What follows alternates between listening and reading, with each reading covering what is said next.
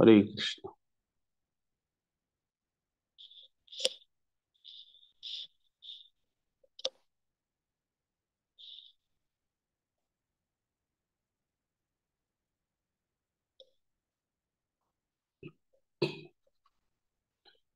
আমরা আজকে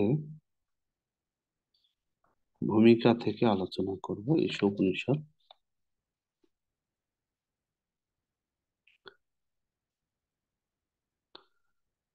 বেদের শিক্ষা। 1969 সালের 6ই অক্টোবর লন্ডনের কনওয়ে হলে কৃষ্ণ কৃপা শ্রীমূর্তি শ্রীল অভয় চরণারবিন্দ ভক্তিবেদান্ত স্বামী প্রভুপাদ প্রদত্ত ভাষণের বঙ্গানুবাদ। মাননীয় ভদ্র মহিলা ও ভদ্র মহোদয়গণ, আজকে আলোচনার বিষয়বস্তু হচ্ছে বেদের শিক্ষা। বেদ কি? বেদ শব্দটির মৌলিক অর্থ বিভিন্নভাবে বিশ্লেষণ করা হয়েছে, কিন্তু তার চরম উদ্দেশ্য এক। বেদ শব্দটির অর্থ হচ্ছে জ্ঞান। আমরা বেদ কি গত ক্লাসে আমরা আলোচনা করেছিলাম। বেদয়তি ব্রহ্মম চ ধর্মম, ধর্মম চ ব্রহ্মম।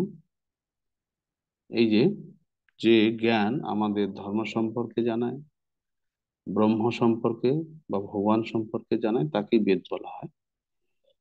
তো ধর্ম সম্পর্কে জ্ঞান দেবে, ভগবান সম্পর্কে জ্ঞান দেবে, তাকে বেদ বলা হয়। তো বেদের অর্থ হচ্ছে জ্ঞান। যে জ্ঞানই আমরা গ্রহণ করি না কেন, তাই হচ্ছে বেদ। কেননা বেদের বিষয়বস্তু হচ্ছে আদি জ্ঞান। যে জ্ঞানই লাভ করি না কেন, তাই বেদ। এই যে কথাটি এখানে বলা হলো, যে জ্ঞানই, এখানে তো জ্ঞানের বিভিন্ন বিভাগ রয়েছে, কত রকমের জ্ঞান রয়েছে। এমনি স্কুল কলেজের বিভিন্ন সাবজেক্টের জ্ঞান তো রয়েছে, তারপরে ইলেকট্রনিক্স, কম্পিউটার এগুলি আসার ফলে আরো কত রকমের জ্ঞান মানুষের এক্সট্রা হয়ে গেছে। ইতিহাস, ভূগোল, বিজ্ঞান এই সমস্ত বাদ দিয়েও কত রকম জ্ঞান এখন এসে গেছে, যেগুলো আমরা হয়তো জানি না ওর বিষয়বস্তু কি, কিন্তু সেই সমস্ত সাবজেক্ট রয়েছে। এই সমস্ত সাবজেক্ট বাদ দিয়েও, বিষয় বাদ দিয়েও আরো অনেক জ্ঞান আছে, যেগুলো হচ্ছে লৌকিক। মানুষের বিভিন্ন জনের কাছ থেকে বিভিন্ন ভাবে আমরা সেই জ্ঞানগুলো লাভ করি। এখন প্রশ্ন হচ্ছে, আমি যে জ্ঞানই লাভ করছি, সেটাই জ্ঞান কি করে, সেটাই বেদ কি করে?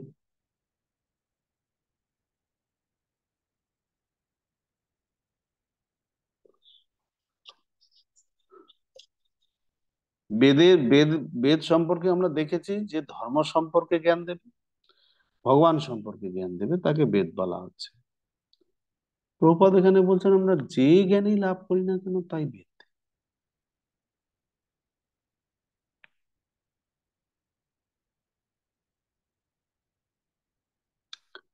মনে করুন কেউ গোকুল পিঠা বানাবে, কি করে বানাবে?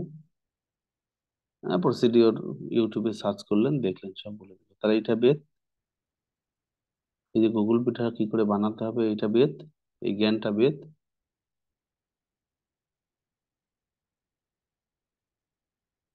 যে জ্ঞানই লাভ করি না কেন, তাই বেদ।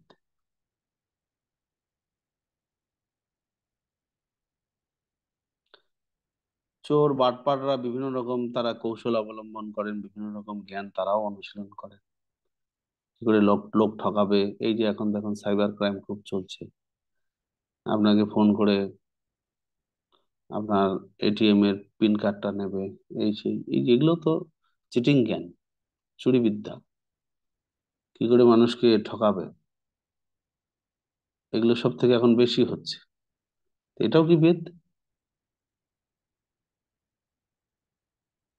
এই বিষয়টাকে আমাদের একটু ভালো করে বুঝতে হবে। যেখানেই লাভ করি না কেন, সেটাই বেদ। তার মানে এই জ্ঞানটা নির্ভুল ভাবে বেদে দেওয়া আছে। আপনি যে জ্ঞান লাভ করতে চান, সেটা বেদ অবশ্যই, কিন্তু সেটা নির্ভুল ভাবে বেদে লেখা আছে। আপনি যদি অন্য কোনো থেকে নেন, তাহলে সেই জ্ঞানটা সঠিক আপনি নাও পেতে পারেন। আপনাকে যদি সঠিক ভাবে জ্ঞানটা লাভ করতে হয়, তাহলে আপনাকে বেদ থেকে জ্ঞানটা নিতে হবে। অন্য কারো কাছ থেকে সেই জ্ঞানটা নিলে সেটা সঠিক নাও হতে পারে। প্রশ্ন হচ্ছে কেন সঠিক হবে না? বেদ থেকে নিতে গেলেই সঠিক হবে, আর অন্য কারো কাছ থেকে নিতে গেলে সঠিক হবে না? কেন? না, কেন হবে না সেটা এই কারণেই বলা হচ্ছে যে প্রত্যেকটি মানুষ এই জগতে চার প্রকার দোষের দ্বারা দূষিত। চার প্রকার ত্রুটি আছে তার। বদ্ধজীব মাত্রেই চার প্রকার দোষ রয়েছে। কি কি চার প্রকার দোষ? ভ্রম। প্রথম দোষ হচ্ছে ভ্রম। ভ্রম মানে হচ্ছে সে ভুল করবে। আচ্ছা বলুন দেখি, আপনারা এখানে কে আছেন ভুল করেন না? কে আছেন ভুল করেন না?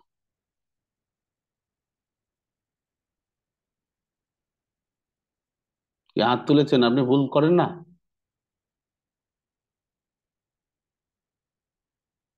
হুম? আপনি যে হাত তুলে বসে আছেন, আপনি ভুল করেন না? বলুন।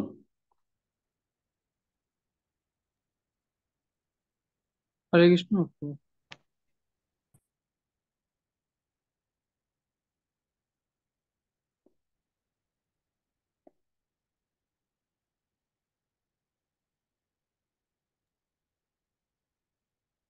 হরে কৃষ্ণ। বলুন। হরে কৃষ্ণ। শুনতে পাচ্ছি, আপনি বলুন। হরে কৃষ্ণ। প্রভু, আমি জিজ্ঞাসা করেছিলাম যে আমাদের এটা ইউনিটটার যেটা খোলা বই পরীক্ষার সেই ব্যাপারে আমি বলবো, আগে থেকে জিজ্ঞাসা করছিলাম আপনার কয়টা প্রশ্ন হবে।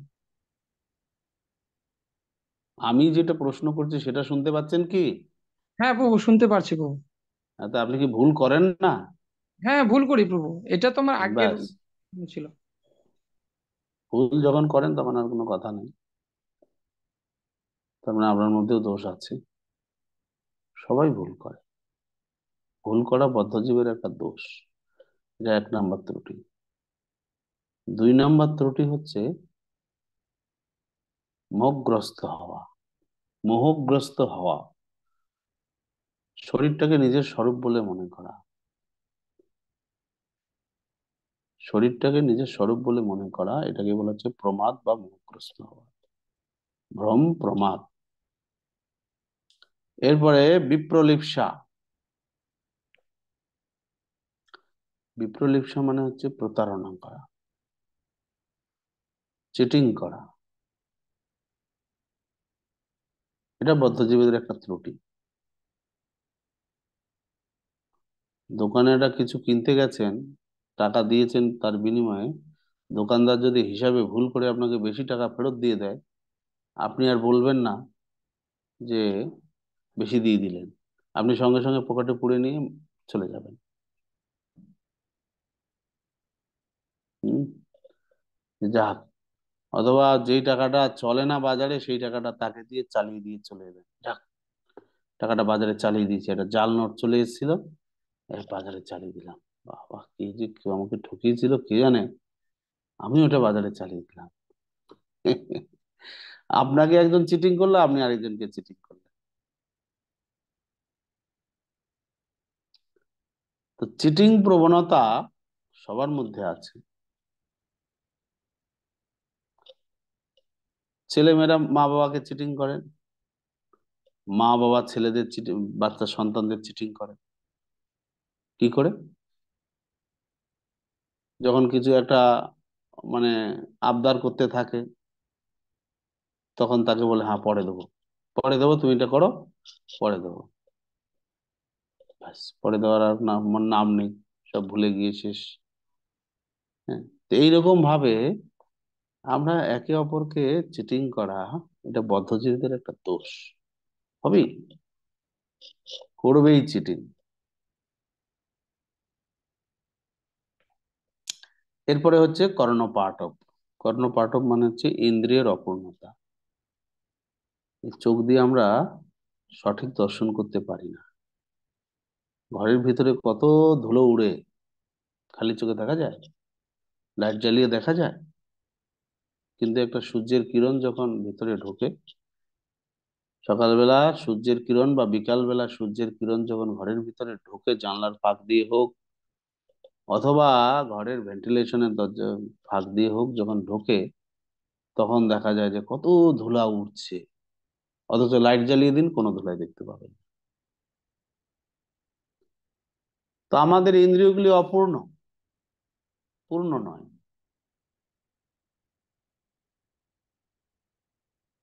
আমরা হয়তো একটু দূরের শব্দ শুনতে পাই,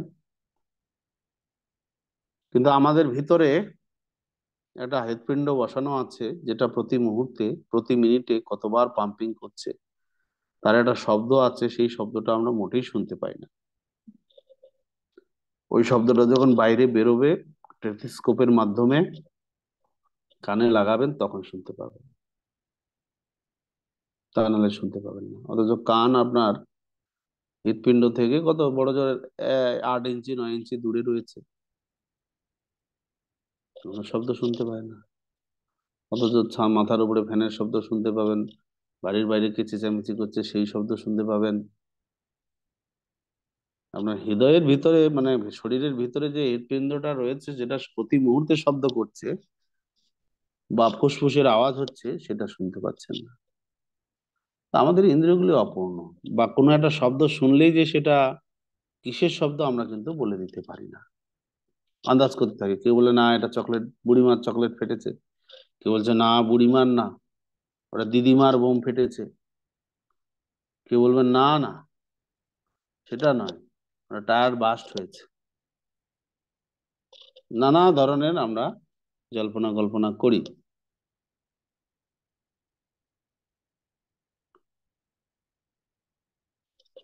তো ইন্দ্রিয়গুলি হচ্ছে আমাদের অপূর্ণ। কত দূরের জিনিস আপনি দেখতে পাবেন বলুন খালি চোখে? চশমা ছাড়া অনেকে আমরা দেখতেই পাই না। চশমাটা হারিয়ে যাক, সব অন্ধকার, মাথা ব্যথা শুরু হয়ে যাবে। হম। তা দেখুন, ইন্দ্রিয় অপূর্ণ, প্রতারণা করার প্রবণতা, তারপরে মোহগ্রস্ত হওয়া এবং ভুল করার প্রবণতা, এই চারটা ত্রুটি যেহেতু প্রত্যেকটা বদ্ধজীবের মধ্যে রয়েছে, তাই বদ্ধজীবীদের কাছ থেকে যদি আপনি জ্ঞান লাভ করতে চান, সে যে বিষয় হোক না কেন, সঠিক জ্ঞান পাবেন না। সঠিক জ্ঞান নিতে গেলে আপনাকে বেদের শরণাপন্ন হতে হবে। কেননা বেদে সব ধরনের জ্ঞান আছে। বেদে জাগতিক জ্ঞান আছে, আধ্যাত্মিক জ্ঞান আছে, সব জ্ঞান আছে। কিভাবে আপনার অর্থনৈতিক উন্নতি সাধন করবেন, সব জ্ঞান আছে বেদে। ধর্ম অর্থ কাম, সব জ্ঞান দেওয়া আছে। আপনারা এখন মোবাইলে অনেক সময় অ্যাডভার্টাইজ দেখেন, বিভিন্ন ব্যক্তিরা আপনাকে শুধু প্রলোভন দেখাবে, এটা খেলুন সেটা খেলুন, এই দেখুন 50 টাকা ইনভেস্ট করলে আপনি 800 টাকা ডেলি ইনকাম করতে পারবেন, বিভিন্ন রকম প্রলোভন দেখাবে অর্থ উপার্জনের। এই রকম রামি সার্কেল ডাউনলোড করুন, এই খেলুন সেই খেলুন।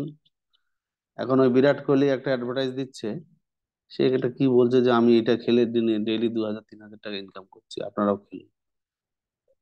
তাহলে দেখুন, অর্থ উপার্জনের যে এই যে বিভিন্ন রকম পন্থা চলছে, এগুলো সব অবৈধ পন্থা। এই উপার্জনের এই পন্থাগুলো হচ্ছে প্রতারণামূলক পন্থা। আপনি যান, প্রতারিত হয়ে যাবেন।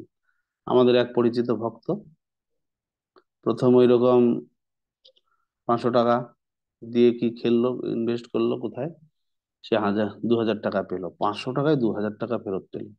ওরে বাবা, 1500 টাকা লাভ! এটা লোভ লেগে গেল, পরের বার 2000 টাকা দিল, 2000 টাকায় সে 6000 টাকা পেল। ওরে বাবা, লোভ তার আরো বেড়ে গেল। এই করে করে সে আপনার 20,000 টাকা দিল, দিয়ে 50,000 টাকা পেল। কে না দেবে বলুন, কে না ইনভেস্ট করবে? দিয়ে লাস্টে তাকে বললো আপনি 1 লাখ টাকা দিন, 3 লাখ টাকা পাবেন। যেই 1 লাখ টাকা দিল, সব সুদে মূলে শেষ। আর তাকে আর কোনো রিপ্লাই দেওয়া হলো না।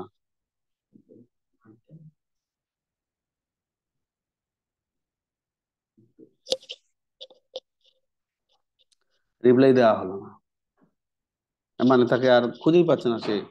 টাকাটা নিয়ে ওই যে গায়েব হয়ে গেল, গায়েব হয়ে গেল। এবার তার নেশা লেগে গেল। নেশা লেগে সে আরো ভাবছে যে আমার তো টাকা লস হয়ে গেল। তাহলে টাকাটা আমাকে তুলতে হবে। এই করে করে সে টাকা যেখানেই টাকা পায় সেখান থেকেই লাগায়, ধার করে, এই করে সেই করে, যতবার লাগায় ততবার হারে। এখন উপক্রম হয়ে গেছে বাড়ি বিক্রি করে সেই খেলবে।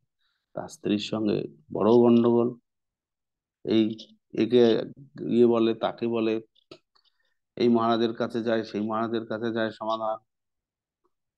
তো দেখুন, অবৈধ উপায়ে টাকা উপার্জন, অনেক প্রলোভন থাকবে।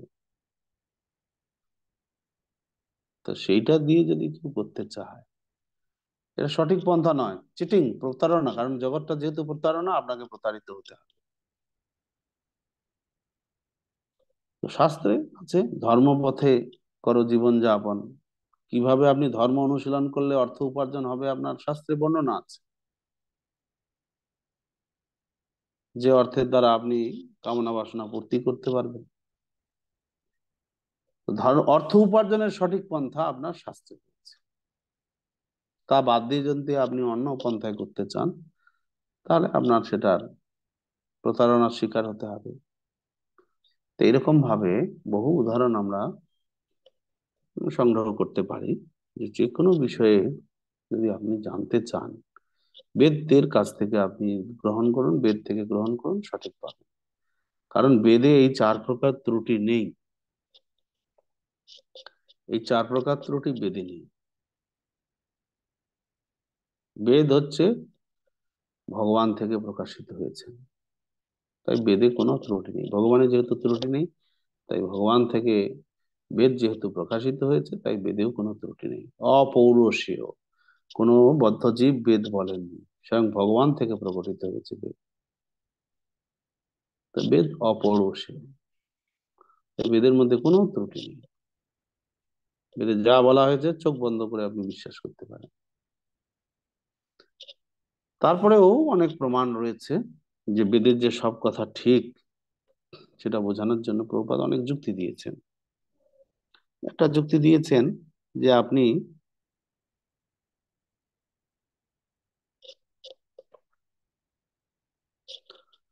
আপনি আপনার পিতৃ পরিচয় যদি জানতে চান, কিভাবে জানতে পারবেন? আপনার মাকে জিজ্ঞাসা করতে হবে। মা যদি বলে দেয় ইনি তোমার পিতা, ব্যাস, আপনি বিশ্বাস করবেন। আর না হলে আপনি আরেকভাবে জানতে পারেন, এটা বৈজ্ঞানিক পন্থায়, ডিএনএ টেস্ট। ডিএনএ টেস্ট করে আপনার কে পিতা সেটা আপনি বার করতে পারেন। তখন ডিএনএ টেস্ট বিভিন্ন ভাবে করা হয়, সেটা যারা করে তারাই জানে। তো কত লোকের ডিএনএ টেস্ট করবেন? কত লোকের ডিএনএ টেস্ট করবেন, যার মাধ্যমে আপনারা জানতে পারবেন, বা আপনি জানতে পারবেন আপনার পিতাকে। তো সহজ উপায় হচ্ছে মায়ের কাছে জিজ্ঞাসা করা। মা যদি বলে দেয় ইনি তোমার পিতা, ব্যাস, কোনো সন্দেহ নাই। তেমনি বেদ মাতা, বেদ মাতা ভগবানকে সেটা উনি জানিয়ে দেবেন। আমরা নিজের চেষ্টায় ভগবানকে জানার প্রয়াস করলেও ভগবানকে জানা সম্ভব নয়। তাই বৈদিক জ্ঞান, বেদের কাছ থেকে সমস্ত প্রকার জ্ঞান গ্রহণ করতে হবে। যে কোনো বিষয়ের জ্ঞান বেদে রয়েছে। জাগতিক জ্ঞান, আধ্যাত্মিক জ্ঞান, সব জ্ঞান বেদে রয়েছে। সব জ্ঞান বেদে রয়েছে। হুম। বেদ হচ্ছে অপৌরুষেয়, অর্থাৎ ভগবান থেকে প্রকটিত হয়েছেন। বেদে কোনো প্রকার ত্রুটি নেই। আরো প্রমাণ আমরা পেতে পারি। বেদে বলা হয়েছে যে কোনো মৃত ব্যক্তির হাড় বা মৃত প্রাণীর হাড় অপবিত্র, কিন্তু শঙ্খ পবিত্র। বেদে বলা হয়েছে যে কোনো প্রাণীর বিষ্ঠা অপবিত্র, কিন্তু গোবর পবিত্র। তো বিজ্ঞানীরা গোবরের পরীক্ষা নিরীক্ষা করে দেখেছেন যে হ্যাঁ, গোবর পবিত্র, কারণ গোবরের মধ্যে বীজাণু নাশক অনেক গুণাবলী রয়েছে। অপবিত্র জায়গায় গোবর লেপন করলে সেই জায়গা পবিত্র হয়ে যায়। তো শাস্ত্রে যেগুলো বলা হয়েছে সেগুলো সব ঠিক। আপনি পরীক্ষা করে দেখতে পারেন ঠিক কিনা। পরীক্ষা করে যদি নাও দেখেন কোনো অসুবিধা নেই, এটা ঠিক।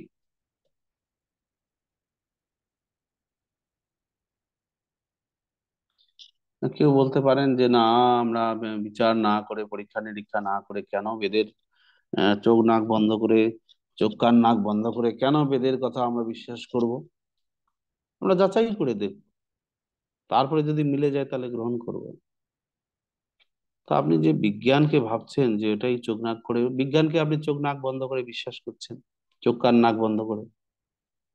বিজ্ঞান বলছে হ্যাঁ, চন্দ্রযান 3 বাংলা ইয়েতে চাঁদে গেছে, আপনি বিশ্বাস করে নিলেন, হ্যাঁ দেখেছেন, ওই তো টিভিতে দেখলেন, আপনার পৌঁছে গেছে ওখানে, কিরকম ঘুরছে। আর ওটা তো একটা অ্যানিমেশন করা হয়েছে, অ্যানিমেশন করে ওটা দেখানো হচ্ছে আপনাকে। ওটা তো কম্পিউটারের একটা খেলা, আপনাকে দেখানো হচ্ছে, আর আপনি ওটা বিশ্বাস করেছেন।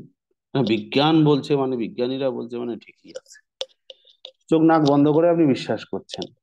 অথচ শাস্ত্রে যা বলা হচ্ছে সেটাই আপনার সংকোচ।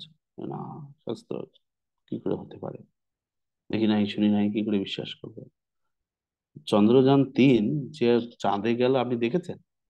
না কোনো বিজ্ঞানী গিয়ে দেখেছে?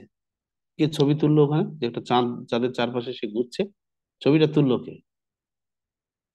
এটা তো একটা কম্পিউটারে করেছে।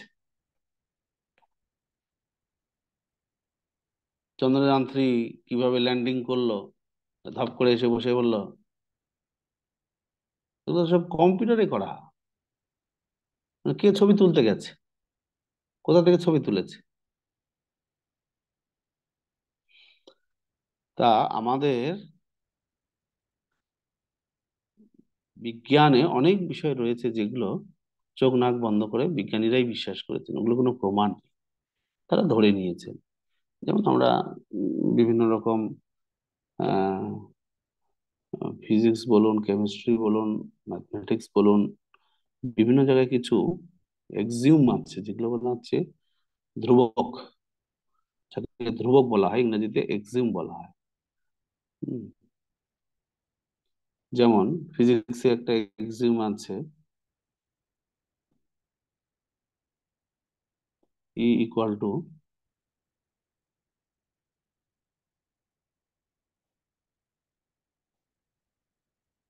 mc²।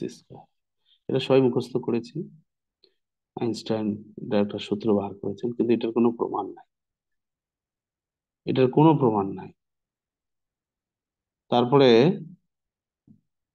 -1 এর রুট ওভার, -1 এর রুট ওভার = I, এটারও কোনো প্রমাণ নেই। অথচ এগুলো আমি যদি স্বীকার না করি চোখ নাক বন্ধ করে, তাহলে আমাদের কোনো সামনের দিকে কোনো সমাধান করতে পারবো না, কোনো সমস্যার সমাধান হবে না। এই যেরকম বিজ্ঞানে বহু ফর্মুলা রয়েছে যেগুলোকে চোখ বন্ধ করে আপনাকে মেনে নিতে হবে, তারপরে আপনি এগোতে পারবেন। তো বিজ্ঞানে একাধিক এরকম সূত্র রয়েছে যেটাকে আপনাকে অন্ধের মতো বিশ্বাস করতে হবে, চোখ নাক কান বন্ধ করে ওটাকে আপনাকে মানতেই হবে, তা নাহলে আপনি আগে এগোতেই পারবেন না।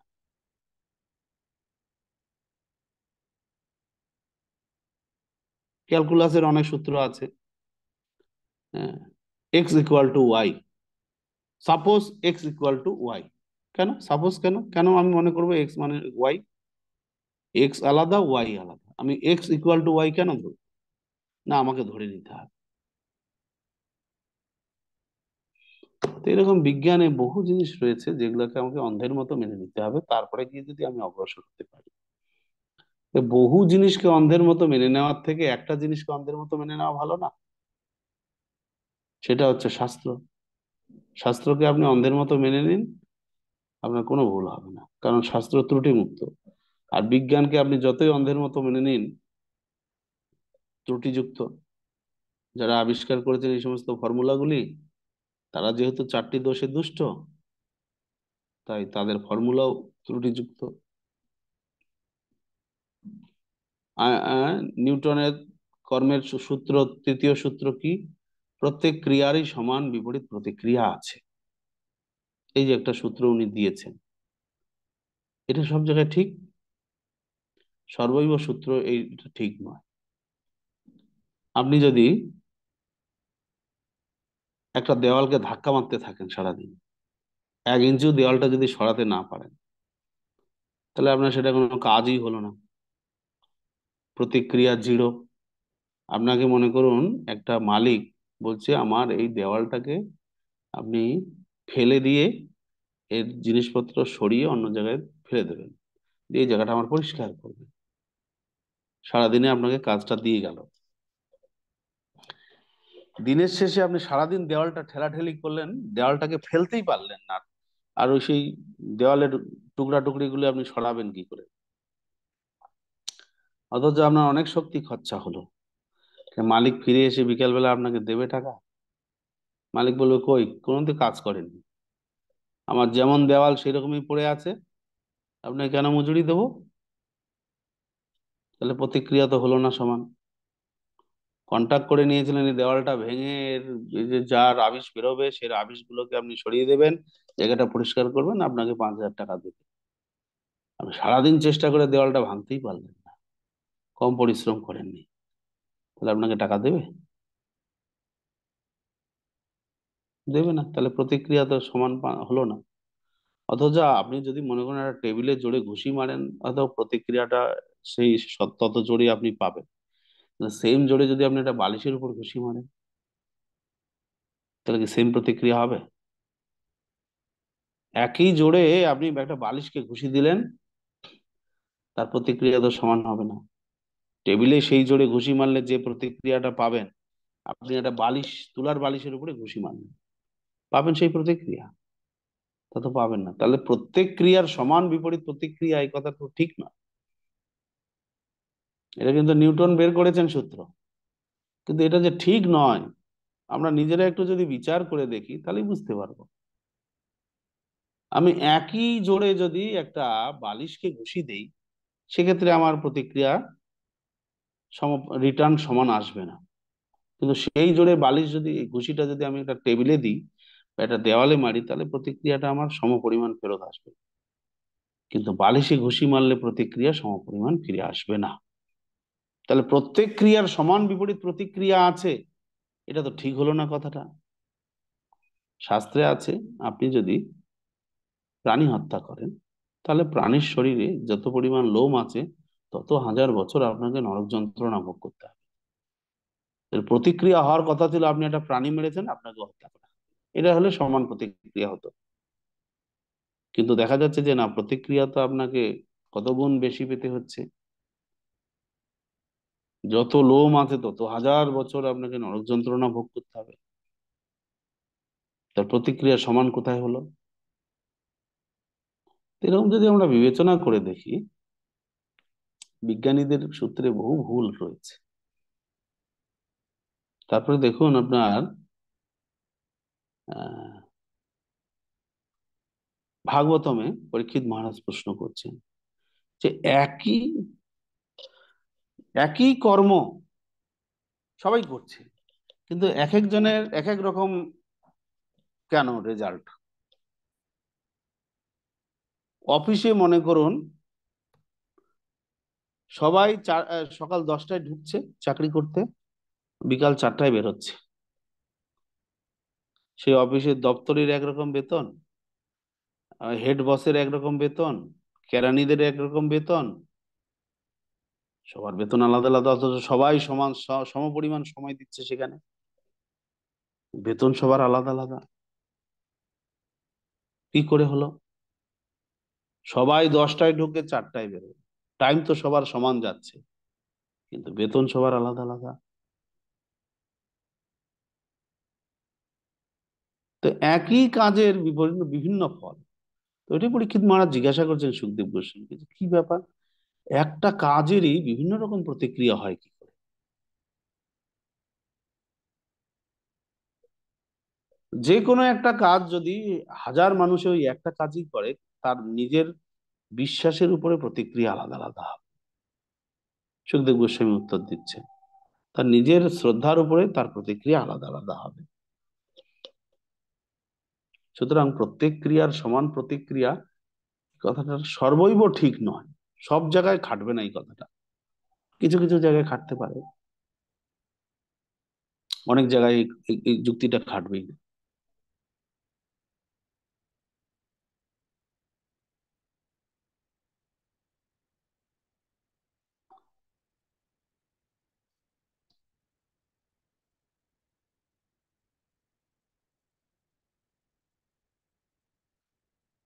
তো এইরকম ভাবে আমরা বিজ্ঞান যা বলছে চোখ বুজে বন্ধ করার থেকে, শাস্ত্র যা বলছে চোখ বুজে বন্ধ করাটাই আমাদের বুদ্ধিমানের কাজ।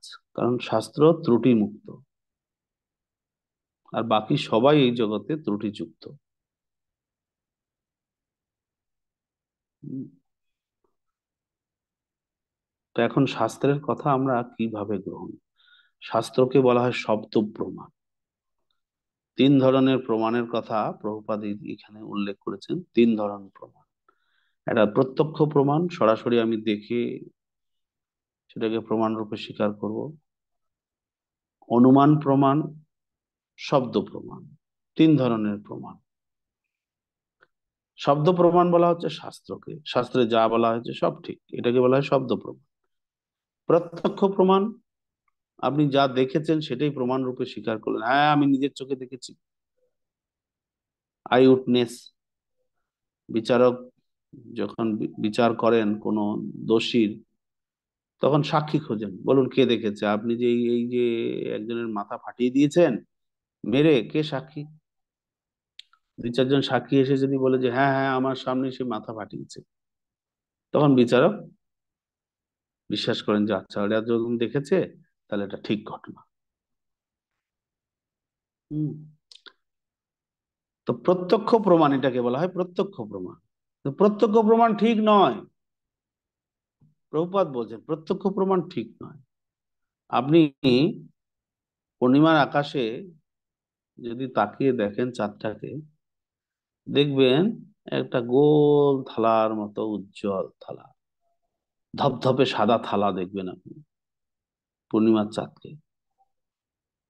আবার সেই পূর্ণিমার চাঁদকে কবি সুকান্ত দেখেছিল ঝলসানো রুটি। পূর্ণিমার চাঁদ যেন ঝলসানো রুটি, আপনি দেখছেন গোল থালা আর উনি দেখছেন ঝলসানো রুটি। দেখুন দেখি ওটা গোল থালা না ঝলসানো রুটি, কোনটা?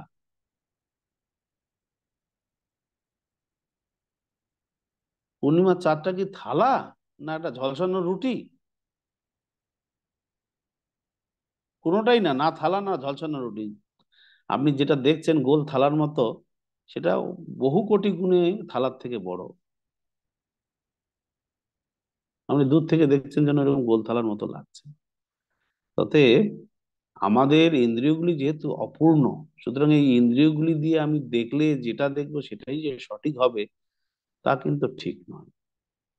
আপনি একটা কাঁচের গ্লাসে হাফ জল ভর্তি করুন, দিয়ে ওখানে একটা পেন্সিল ঢুকিয়ে দিন গ্লাসটার মধ্যে, দেখবেন পেন্সিলটাকে দাঁড় দাঁড় করিয়ে তো রাখতে পারবেন না, এক সাইড করে রেখে রাখুন, দেন পেন্সিলটা জলের মধ্যে দেখবেন যে যেন বেঁকে গেছে। বেঁকে গেছে মনে হবে আপনাকে, যেখানে জল স্পর্শ করছে পেন্সিলটা সেখান থেকে মনে হবে পেন্সিলটা বাঁকা, অথচ আপনি সোজা পেন্সিলটা জলে ঢুকিয়েছেন। তাহলে আপনি যে চোখে দেখছেন, যদি চোখে দেখার প্রমাণটাই সঠিক হয়, তাহলে পেন্সিলটা কি বাঁকা বলে আপনি স্বীকার করবেন? কখনোই না।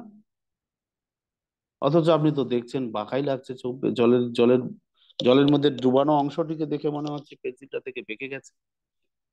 অথচ আপনি একটা সোজা পেন্সিল জলের হাফ গ্লাস কাচের গ্লাসে জল নিয়ে সেখানে আপনি দিয়েছেন, আবার পেন্সিলটা তুলে তুলে ধরুন দেখবেন সোজাই আছে, আবার জলের মধ্যে ঢোকান দেখবেন বেঁকে গেছে। তাহলে দেখবো যেটা আমরা সেটাই সঠিক হবে, তার তো কোনো প্রমাণ নেই।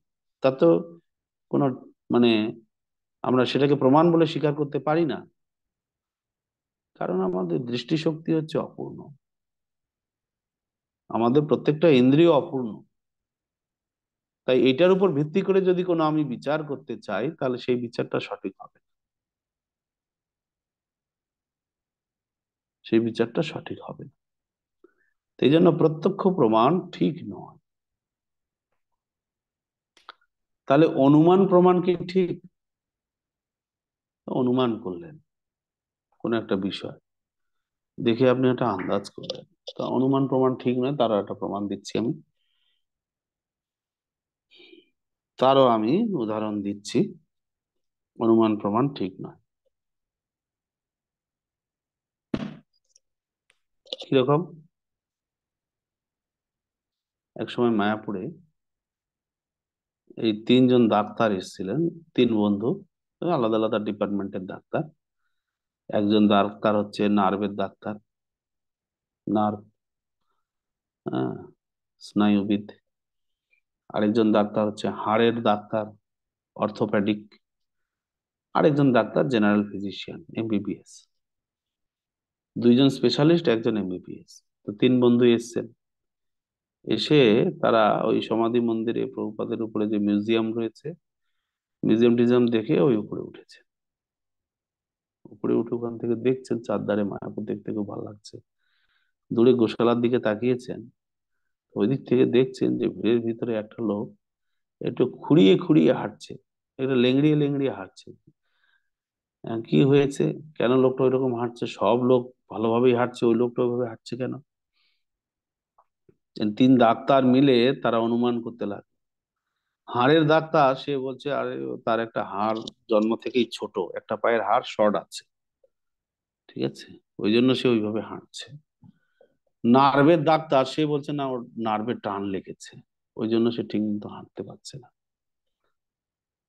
আর যে জেনারেল ফিজিশিয়ান সে বলছে পায়ে সে হোঁচট খেয়েছে, মোচড় টোচড় খেয়েছে হয়তো পায়ে, ঠিক আছে, হ্যাঁ, ওই জন্য ওইভাবে হাঁটছে। তিনজনে তিন রকম অনুমান করলো। লোকটা যখন কাছাকাছি এলো, প্রভুপাদ সমাধির কাছাকাছি, তখন তারা উপর থেকে দেখছে না, লোকটার চপ্পলের একটা ফিতা ছিঁড়ে গেছে।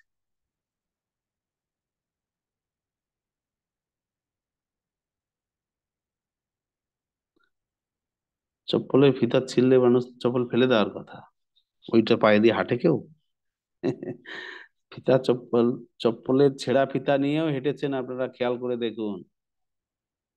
স্কুল থেকে ফিরতে ফিরতে চপ্পলের ফিতা ছিঁড়ে গেছে, কি করেছেন? চপ্পলটা ফেলে দিয়ে এসছে, ওই পায়ে গুজিয়ে কোনো মতো ওইভাবেই হাঁটতে হাঁটতে এসছে। তো অনুমান প্রমাণ ঠিক নয়, একমাত্র শব্দ প্রমাণই ঠিক।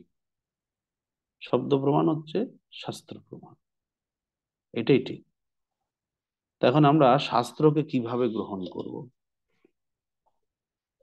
নিজে নিজে পড়ে শাস্ত্র সেই থেকে জ্ঞান লাভ করার চেষ্টা করব, যেটাকে বলা হচ্ছে আরোহ পন্থা, না গুরু পরম্পরা ধারায় শাস্ত্র জ্ঞান জানার চেষ্টা করব, তো যেটাকে বলা হচ্ছে অবরোহ পন্থা। তো শাস্ত্র জানতে গেলে আমাদের অবরোহ পন্থায় জানতে হবে। নিজের চেষ্টায় যদি আমি শাস্ত্র জানতে চাই, তাহলে আমি শাস্ত্রের মর্মার্থ হৃদয়ঙ্গম নাও করতে পারি। শাস্ত্রে অনেক সময় পরোক্ষ ভাবে অনেক কিছু বলা আছে, সরাসরি ভাবে বলা নেই, পরোক্ষ ভাবে বলা আছে। সেগুলো হৃদয়ঙ্গম করতে গেলে আমাদের পরম্পরা ধারায় শাস্ত্র শুনতে হবে বা জানতে হবে, তা নাহলে আমি শাস্ত্র থেকেও সঠিক জ্ঞান পাবো না। আমাদের গতকালকে আমরা একটা চার্ট দেখিয়েছি গত ক্লাসে। বেদ পড়তে গেলে আপনাকে বেদাঙ্গ জানতে হবে।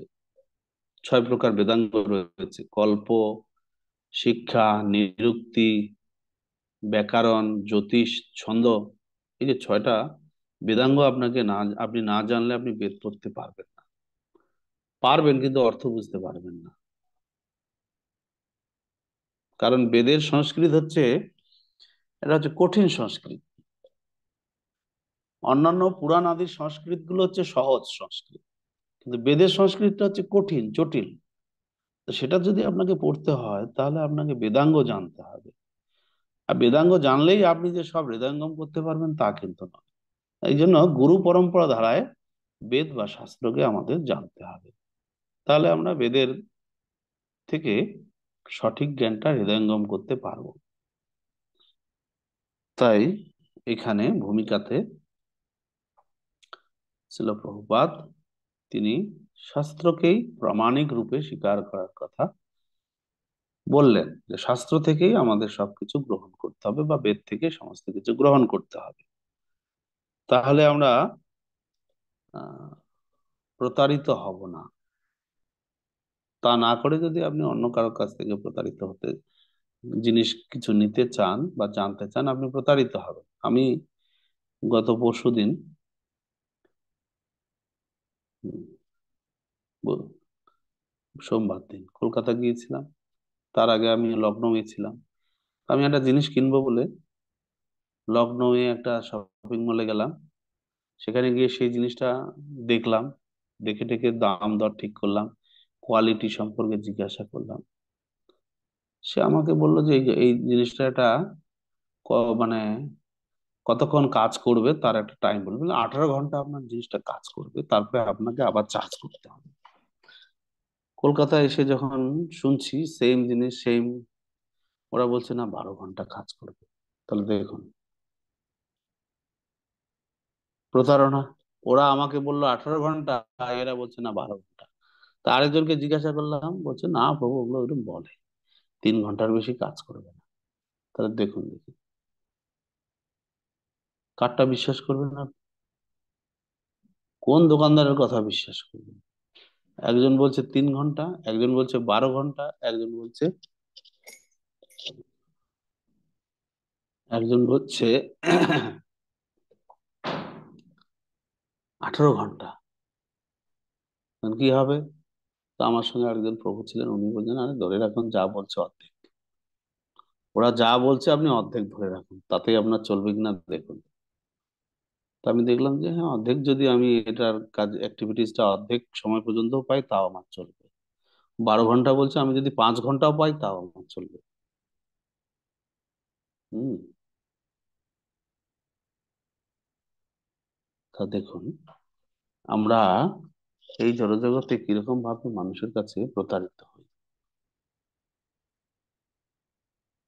একজন আরেকজনকে প্রতারণা করবে, এই জগতের নিয়ম। তারপরে এই কলকাতার দোকানদার বলছে না না আমরা আপনাকে একদম একদম মার্জিনেবল রেটে দিচ্ছি। আমি তাকে বলছি দেখো ভাই, তুমি বিজনেসম্যান, তুমি কোনোদিন সত্যি কথা বলতে পারবে না, তাই তোমার বিজনেস চলবে না। তুমি এসব কথা বলো না, আমরা জানি। তুমি মার্জিনাল রেটে দিচ্ছ কি না দিচ্ছ সেটা সব আমরা বুঝি, তোমার অত টেনশন নেওয়ার দরকার নেই, তুমি যে মিথ্যা বলছো সেটা আমরা জানি। আমার আমার প্রয়োজন, যদি আমার মনে হয় যে না আমি এটা এই দামে নিতে পারি তাহলে আমি, আপনার চিন্তার কিছু নেই। আপনি মিথ্যা বলছেন এটা আমরা জানি। তা এইভাবে আমরা দেখি যে সঠিক জ্ঞান যদি আমাকে নিতে হয় তাহলে আমাকে বেদের শরণাপন্ন হতে হবে। ব্যাসদেব বেদকে বিভাজন করে, মানুষ যেহেতু বেদ পড়ার যোগ্যতা নেই, তাই বেদকে তারা বিভিন্ন ভাবে উনি বিভাজন করেছেন, তার শিষ্যদের দিয়ে আরো বিভিন্ন ভাবে বিভাজন করিয়েছেন, পুরাণ উপনিষদ বিভিন্ন রকম ভাবে দিয়েছেন। শেষ পর্যন্ত ব্যাসদেব বেদান্ত সূত্র দিয়েছেন। এটা আরো কঠিন। বেদান্ত সূত্র ওনার শেষ রচনা। এত কিছু রচনা করেও যখন শান্তি পাচ্ছিলেন না, তখন ব্যাসদেব তার গুরুদেব নারদ মুনিকে স্মরণ করলেন, যে কি হলো, আমি এত কিছু করলাম, শান্তি কেন পাচ্ছি না? তো নারদ মুনি এসে বললেন তুমি ভুল করেছো, তুমি ভক্তির কথা বর্ণনা করনি, মানুষকে ধর্ম অর্থ কাম মোক্ষ এই কথা জানিয়েছো, কিন্তু ভক্তি যে করতে হবে, ভক্তির মহিমা তুমি বর্ণনা করনি। ভগবানের ভক্তি করতে হবে, ভগবানকে সন্তুষ্ট করতে হবে, এই কথাটা তুমি বর্ণনা করো না, তাই তুমি এটা আবার বর্ণনা করো। তখন তিনি পুনরায় ভাগবত প্রথমে একবার লিখেছিলেন, তখন তিনি ভাগবতকে পুনরায় সংকলন করলেন, যেখানে ভক্তির মহিমা বর্ণনা করা হলো। তো শ্রীমদ্ ভাগবতম হচ্ছে সমস্ত বৈদিক কল্পবৃক্ষের পরিপক্ক ফল। তাই শ্রীমদ্ ভাগবতমে থেকে আমরা সমস্ত জ্ঞান লাভ করতে পারি। একটা আম গাছের পাতা চিবিয়ে আপনি যে রস পাবেন, ডাল চিবিয়ে যে রস পাবেন, তার থেকে যদি আপনি, বা ছাল চিবিয়ে যে রস পাবেন, তার থেকে বরং একটা পাকা আম খেলে আপনি আসল রসটা পাবেন।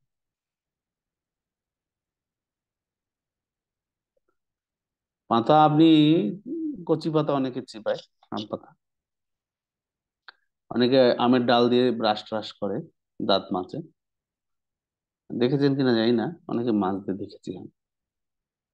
কেন মাঝে কে জানে, পাইরিয়া টাইরিয়া দূর করার জন্য হয়তো মাঝে। বা আমের ছাল সেদ্ধ করে, হয়তো গরম জলে সেদ্ধ করে সেই জলে স্নান অনেকে করতে পারে, বা পানও করতে পারেন।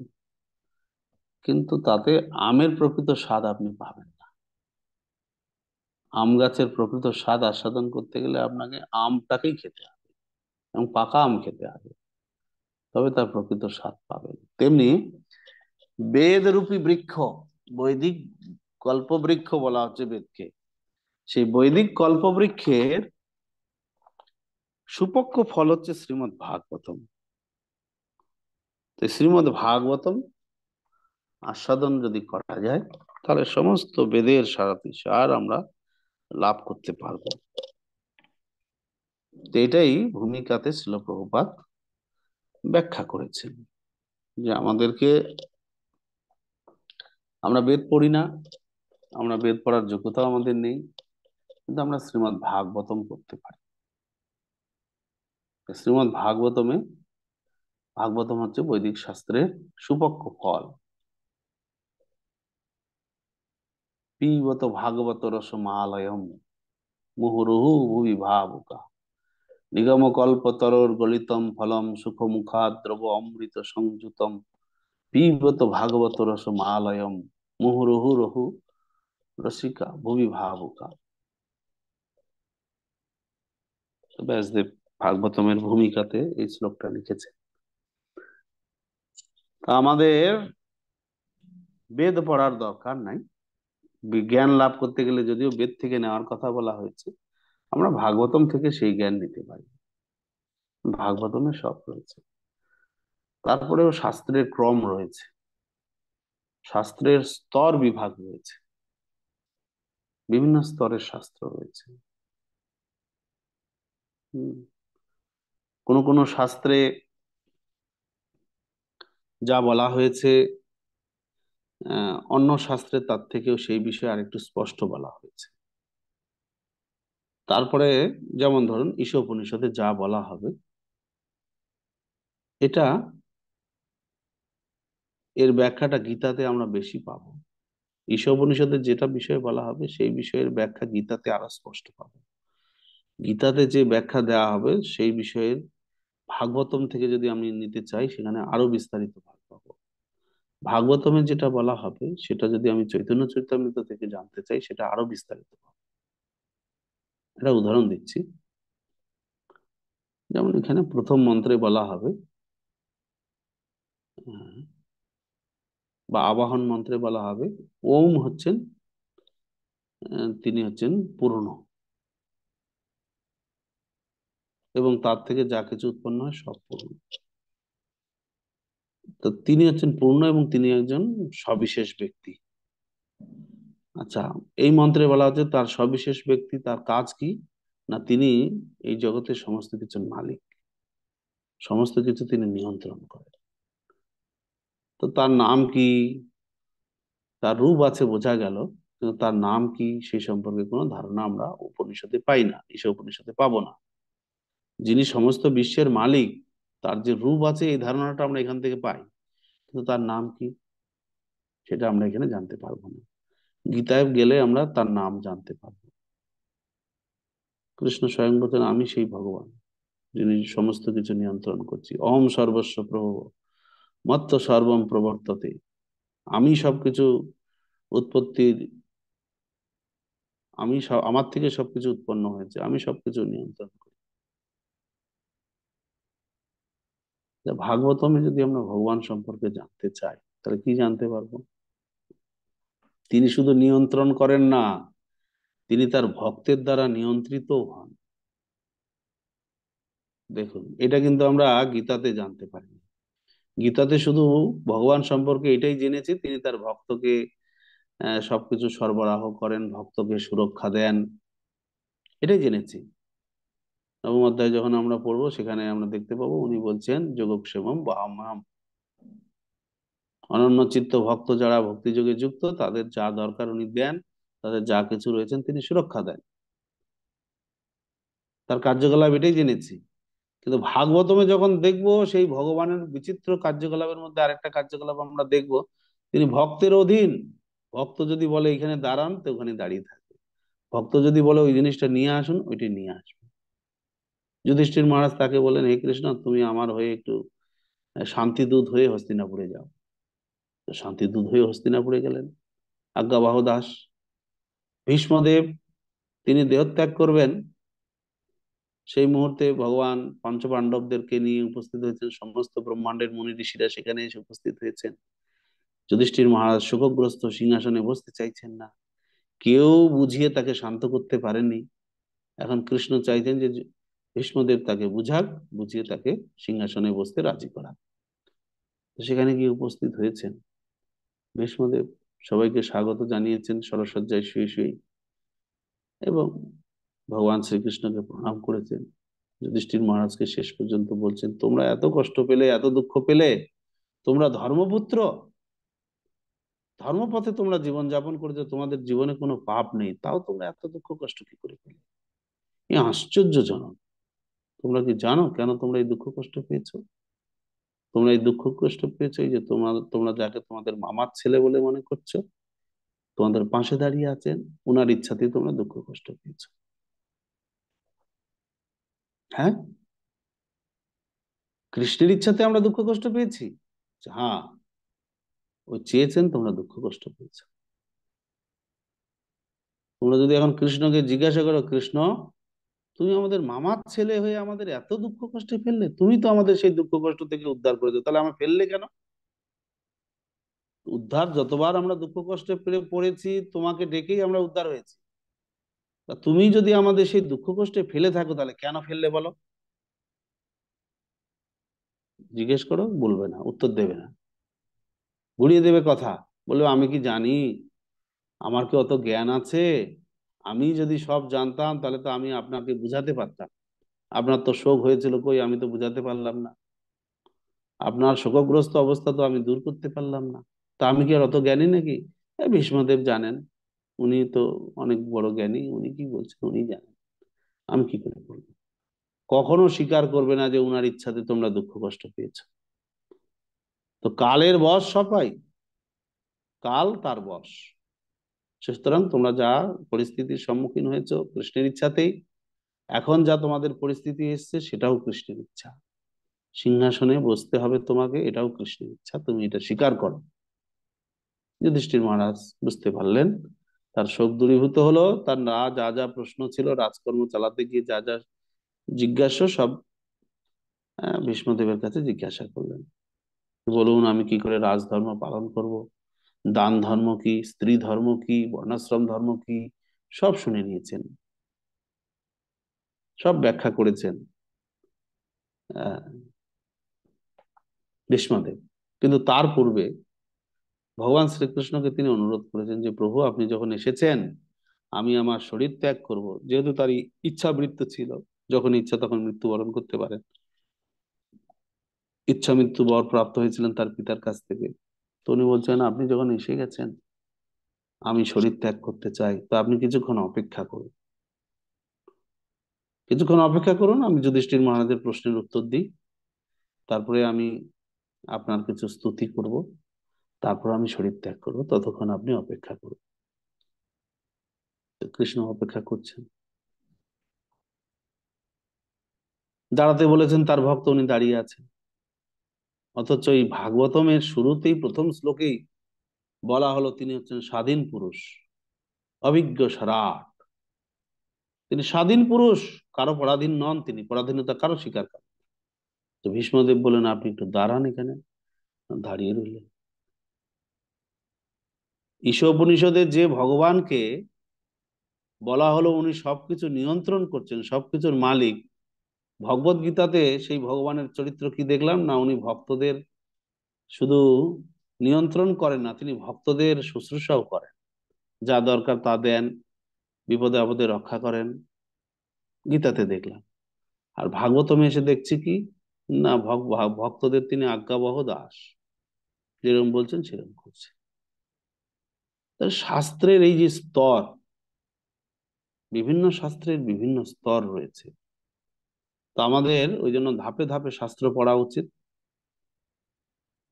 ধাপে ধাপে শাস্ত্র, ঈশোপনিষদে যা আমরা পাবো, গীতা পড়লে সেটা আরো বেশি ব্যাখ্যা পাবো, ভাগবতম পড়লে আরো বেশি বিস্তারিত জানতে পারবো, চৈতন্য চৈতামৃত পড়লে সে বিষয়ে আরো বেশি জানতে পারবো।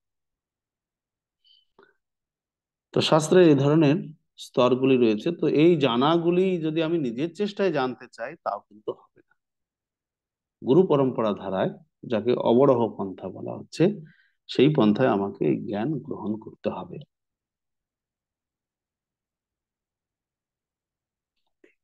তো ভূমিকাতে এই বিষয়গুলি আলোচনা হয়েছে।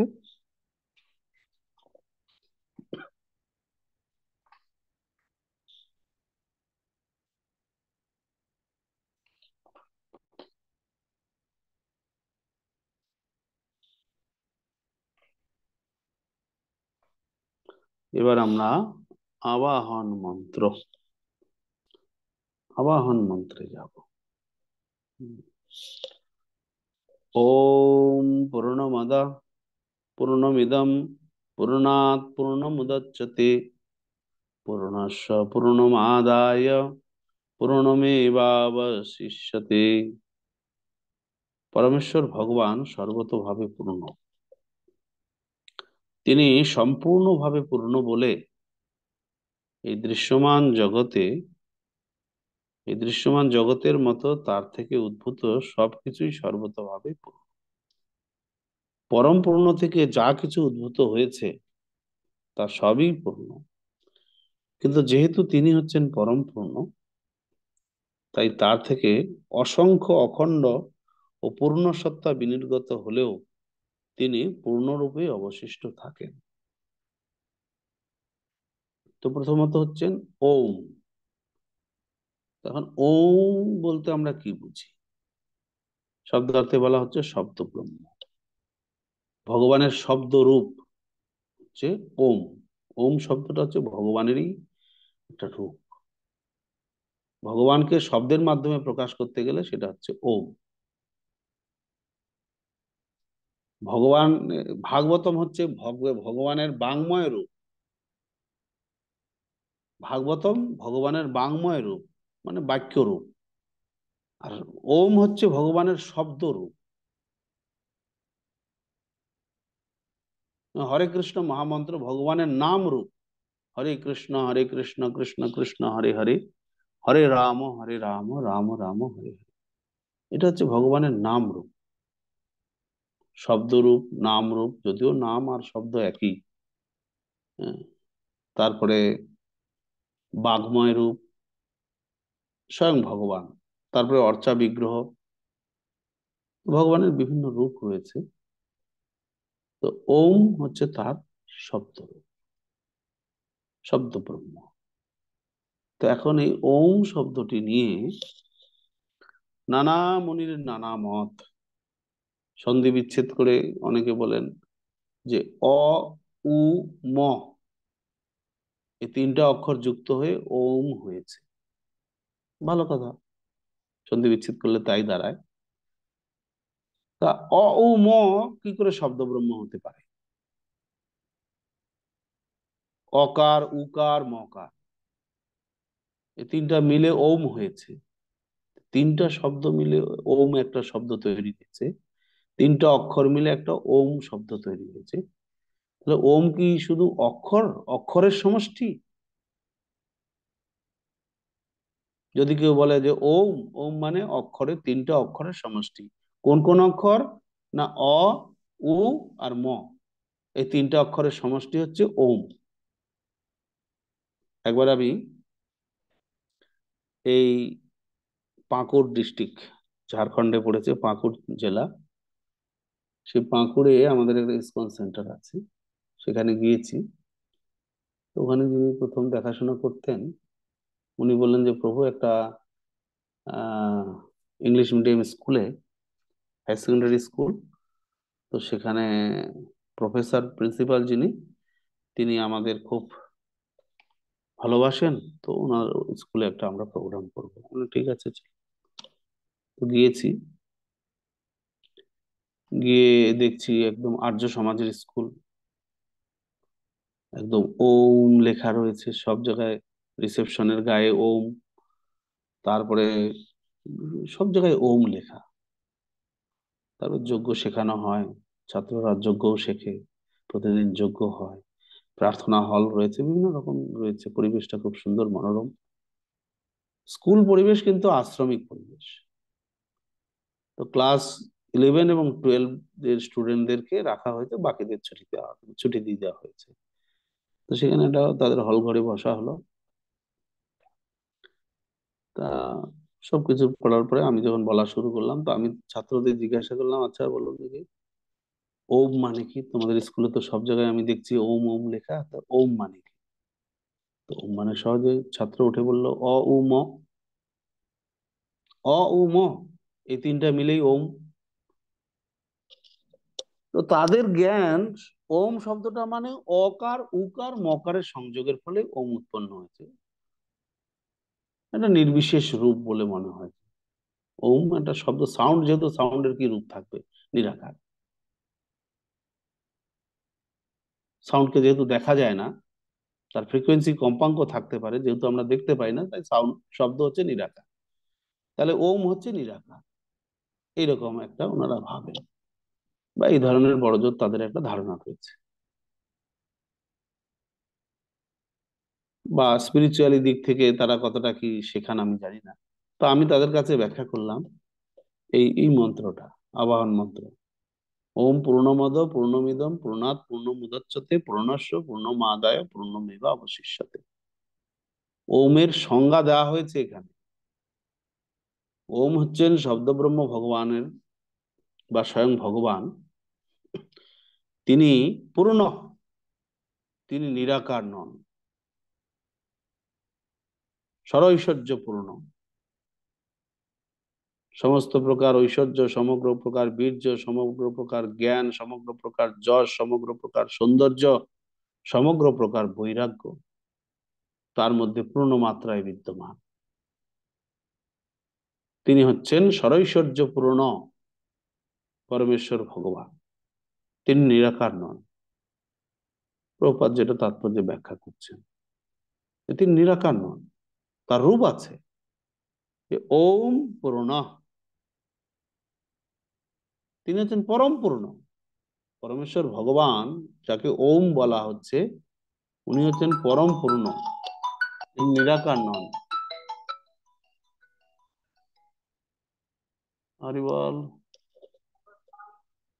আমি আপনাকে আধা ঘন্টা পরে ফোন করব, আমি এখন একটা ক্লাসে আছি।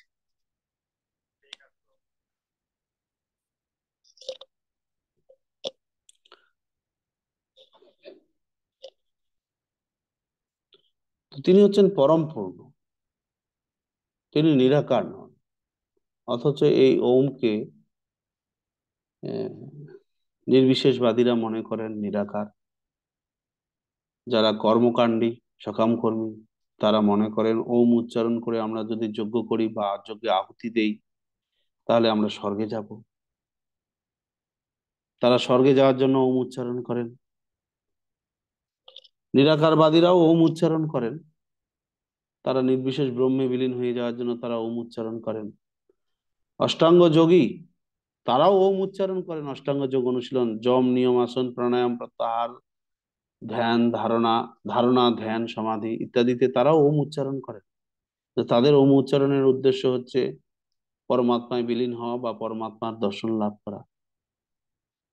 বিরাট পুরুষের যারা উপাসনা করেন, সেই সমস্ত বিরাট পুরুষের উপাসনাকারীদেরকেও তাদেরকে ওম উচ্চারণ করার কথা বলা হয়েছে, যার মাধ্যমে তারা শুদ্ধ হবে। আমরাও ওম উচ্চারণ করি। ওম কেশবায় নমঃ, ওম নারায়ণায় নমঃ, ওম মাধবায় নমঃ, প্রতিদিন করি আমরা। আচমন করার সময় ওম উচ্চারণ।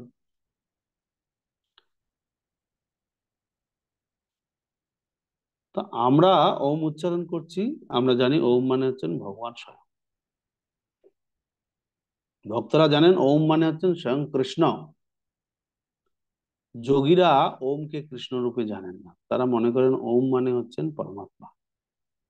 নির্বিশেষবাদীরা তারা মনে করেন ওম মানে হচ্ছেন নিরাকার, জ্যোতি। আর যারা কর্মী, উম, স্বর্গে যেতে চান, তারা মনে করেন ওম হচ্ছেন বিধাতা, যিনি, যার নাম উচ্চারণ করলে উনি আমাদেরকে স্বর্গে পাঠিয়ে দেবেন। বিধাতা, তার রূপ আছে কিনা তারা জানে না। তিনি নিরাকারও হতে পারেন, সাকারও হতে পারেন, সেটা আমাদের কোনো মাথা ব্যথার কোনো কারণ নেই।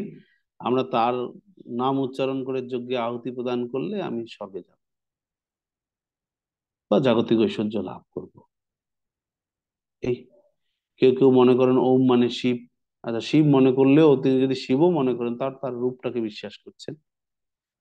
তো ওম নিয়ে নানা প্রকার আধ্যাত্মবাদীদের বা শাস্ত্রে যারা বিশ্বাসী, তাদের না বিভিন্ন তাদের মধ্যে বিভিন্ন রকম ধারণা রয়েছে। একদল মনে করছেন ওম মানে বিধাতা, তার রূপ থাকতেও পারে, নাও থাকতে পারে। একদল মনে করছেন ওম মানে নিরাকার, ব্রহ্মজ্যোতি। একদল মনে করছেন, যোগীরা মনে করছেন ওম মানে পরমাত্মা। ভক্তরা মনে করছেন ওম মানে স্বয়ং কৃষ্ণ।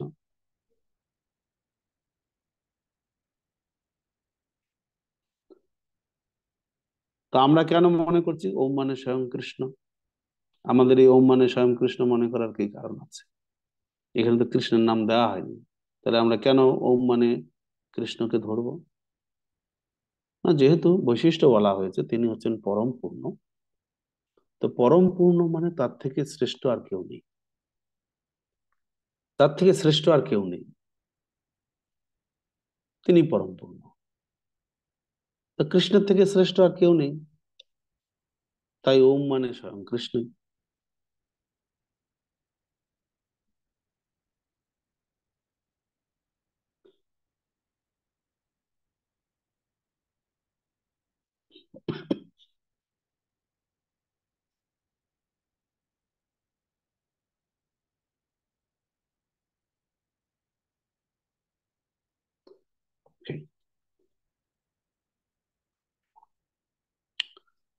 তো প্রভুপাদ এখানে একটা যুক্তি দেখিয়েছেন, আমি আপনাদের সেই যুক্তিটা তুলে ধরছি, বিষয়টা স্পষ্ট হবে।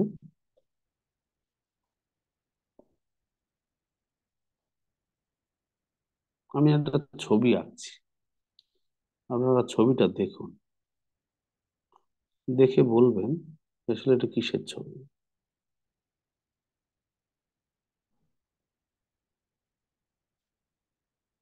Okay?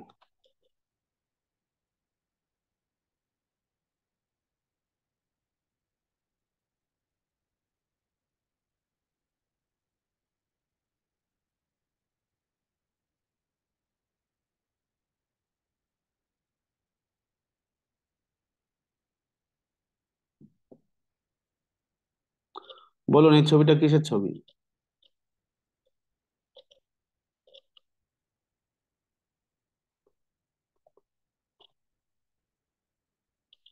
কে বলবেন?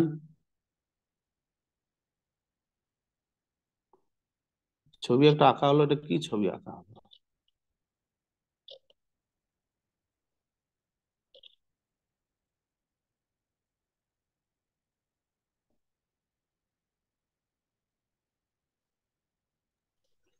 হরে কৃষ্ণ প্রভু।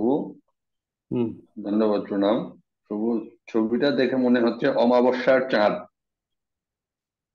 অমাবস্যায় চাঁদ দেখা যায় নাকি? মানে এই অমাবস্যা না, প্রতিপদের চাঁদ। ওকে, ঠিক আছে, মানলাম আপনি যেটা বলছেন, মেনে নিলাম।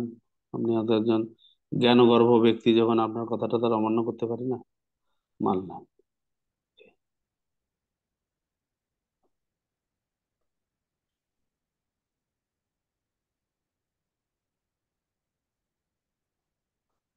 এটা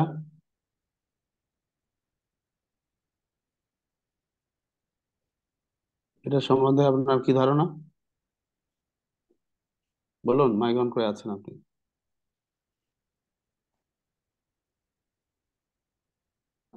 এটা আরো কিছুদিন পরে, অর্থাৎ অমাবস্যার থেকে পূর্ণিমার মাঝামাঝি একটা সময়। আচ্ছা, অমাবস্যার থেকে পূর্ণিমার মাঝামাঝি একটা সময়। এদের ছবিটা ঠিক আঁকতে পারলাম না, এটা ভালো করে আঁকছি।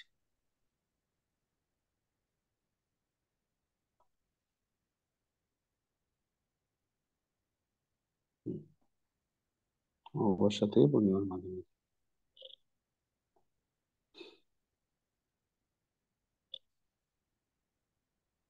এটা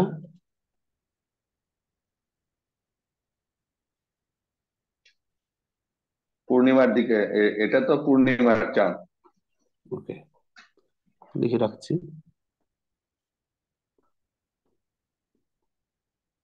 পূর্ণিমা, পূর্ণিমার চাঁদ।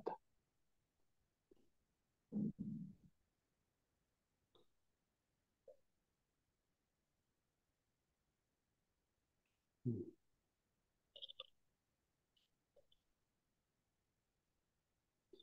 এটা মনে করুন অষ্টমী, অষ্টমীর চাঁদ।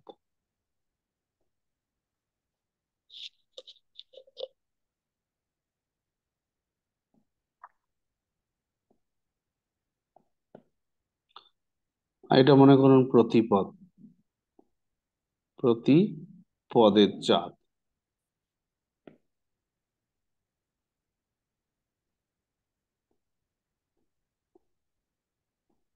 Okay? তো তিনটাই চাঁদ, পূর্ণিমার চাঁদ, প্রতিপদের চাঁদ, আর অষ্টমীর চাঁদ। তো এখন কেউ যদি বলে যে প্রতিপদের চাঁদটাই চাঁদ, উনি ঠিক বলছেন না ভুল বলছেন, বলুন। আংশিক সত্য। আর যদি কেউ বলে যে না অষ্টমীর চাঁদটাই চাঁদ, তাহলে তিনি, সেটাও আংশিক সত্য। আর যদি কেউ বলেন না পূর্ণিমার চাঁদটাই চাঁদ, সেটাও আংশিক সত্য। কি করে? তাহলে পূর্ণ সত্য তো কোনোটাই হলো না।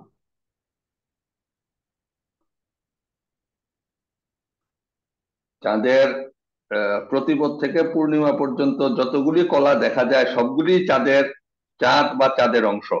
সবগুলিকে নিয়ে বললে সেটাই হবে পূর্ণ। কিন্তু পূর্ণ তো ছবি আঁকলাম আমি, পূর্ণ চাঁদটা আপনি আংশিক চাঁদ কেন বলছেন?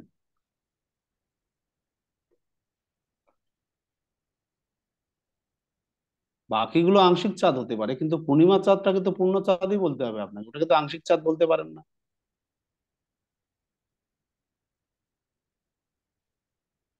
বুঝাতে না, পারলাম? কেউ যদি বলে যে পূর্ণিমার চাঁদটাই চাঁদ, বাকি হুম, সব, বাকি অন্যগুলি চাঁদ না, সেটা আংশিক সত্য হবে। পূর্ণিমার চাঁদটাই চাঁদ, শুধুমাত্র চাঁদ বলতে ওইটাই চাঁদ বোঝায়, বাকিগুলো আংশিক সত্য। যিনি বলবেন পূর্ণিমার চাঁদটাই চাঁদ, উনি ঠিক কথা বলছেন, হ্যাঁ ওটাই চাঁদ।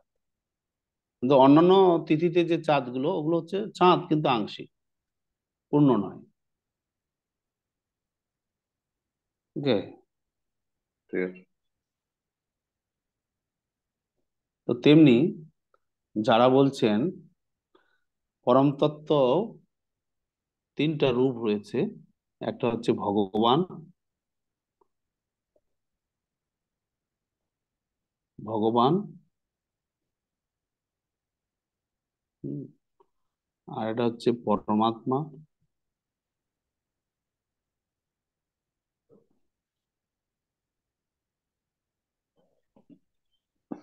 পরমাত্মা, একটা হচ্ছে ব্রহ্ম।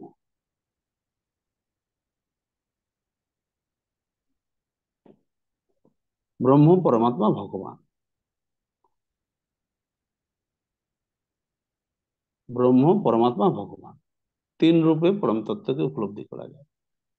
তো যিনি ব্রহ্ম উপলব্ধি করেন তিনি পরম তত্ত্বের আংশিক উপলব্ধি করেন, যিনি পরমাত্মা উপলব্ধি করেন তিনি পরম তত্ত্বের আরেকটা একটু বেশি উপলব্ধি করেন। ব্রহ্মের থেকে তার উপলব্ধিটা আরেকটু বেটার।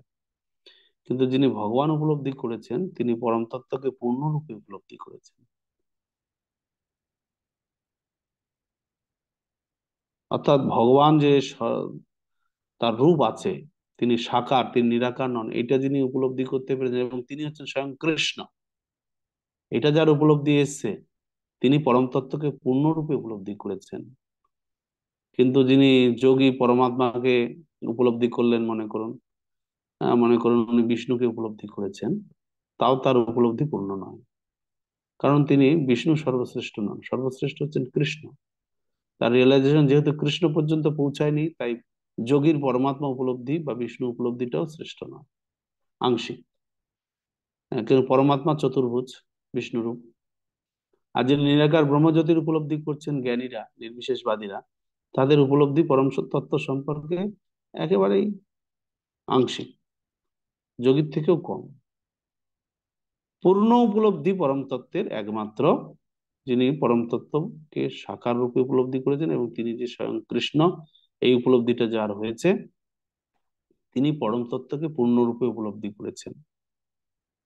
তার উপলব্ধি, তার কোনো ঘাটতি নেই, একদম পূর্ণ উপলব্ধি হয়েছে তার। এটাই বলা হচ্ছে ওম। ওম, অ, উ, ম, এই তিনটা অক্ষরের সমন্বয় হলেও আহ, শাস্ত্রে বর্ণনা করা হচ্ছে যে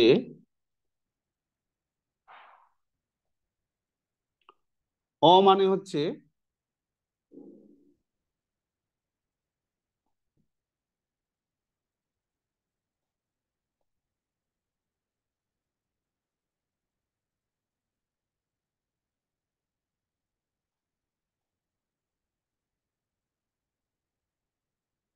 এই অ ও ম বলা হলেও শ্রী চৈতন্য চরিতামৃতে ছিল জীব গোস্বামী পাদ উনি ব্যাখ্যা করছেন অ মানে হচ্ছে সর্বলোকৈক নাথ, সমস্ত লোকের নাথ শ্রীকৃষ্ণ।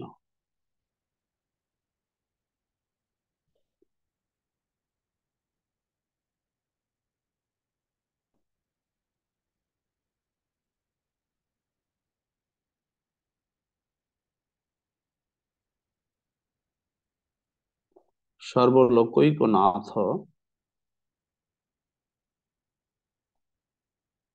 শ্রীকৃষ্ণ।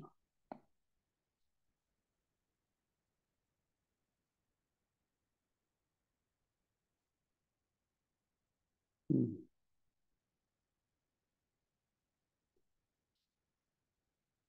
উ মানে হচ্ছে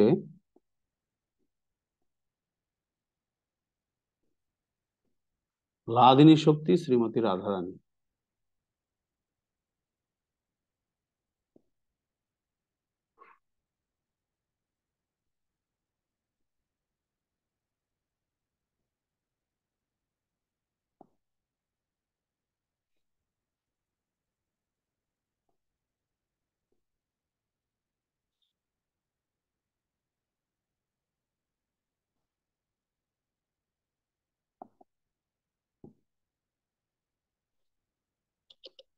কি হলো,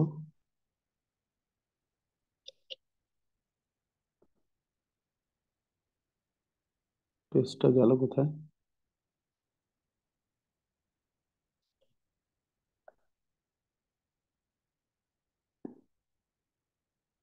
ডিলিট হয়ে গেল কি করে পেজটা?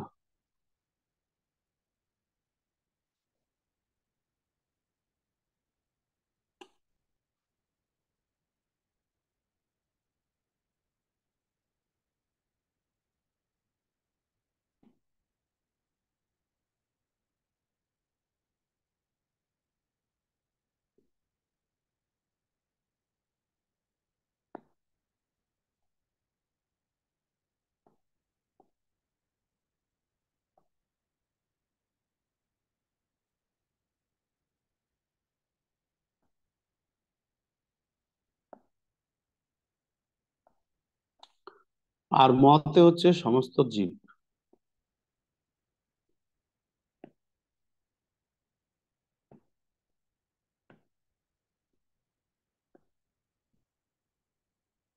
সমস্ত জীব। অতে কৃষ্ণ।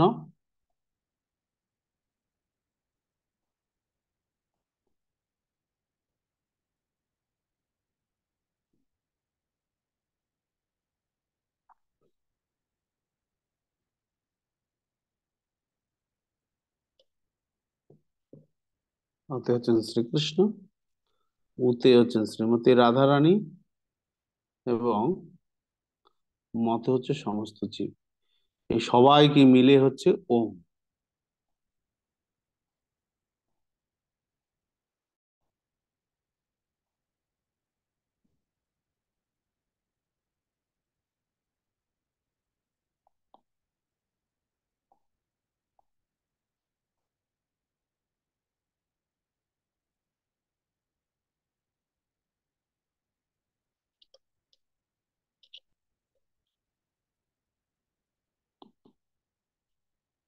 ও উম।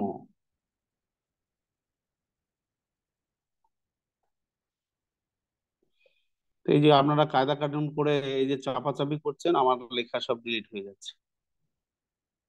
বুঝতে পারছেন? মাধবপ্রিয়, এই সমস্ত আপনারা বেশি কায়দা কানুন করতে যাচ্ছেন, আমার লেখা সব ডিলিট হয়ে যাচ্ছে। এই জন্য আমি বলছিলাম যে আপনারা খাতায় লিখবেন। এইখানে কম্পিউটার থেকে কপি করার বা মোবাইল থেকে কপি করার চেষ্টা করবেন না। অলোক কুমার জানা, যখনই আশ্রয়া জাহ্নবী, যখনই আপনারা এই কম্পিউটারে মানে মোবাইলে চাপাচাপি করা শুরু করবেন, লেখা আমার এদিক সেদিক সরে যাবে।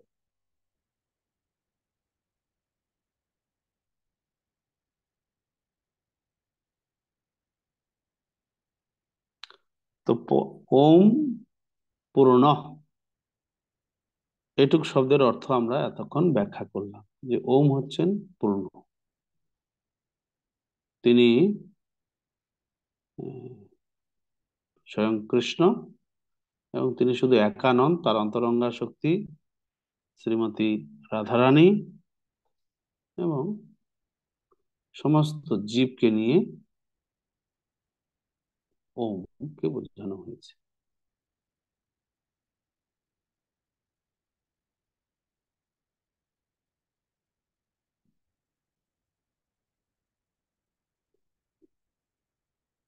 আচ্ছা, এরপরে আসছে ওম পূর্ণ অদঃ পূর্ণম ইদম পূর্ণাৎ। যেহেতু তিনি পূর্ণ, অদঃ পূর্ণ মানে তিনি যেহেতু পূর্ণ, তাই ইদম পূর্ণাৎ, এই যে জগৎ যা কিছু তার কাছ থেকে উৎপন্ন হয়েছে সবই পূর্ণ। ওম পূর্ণ,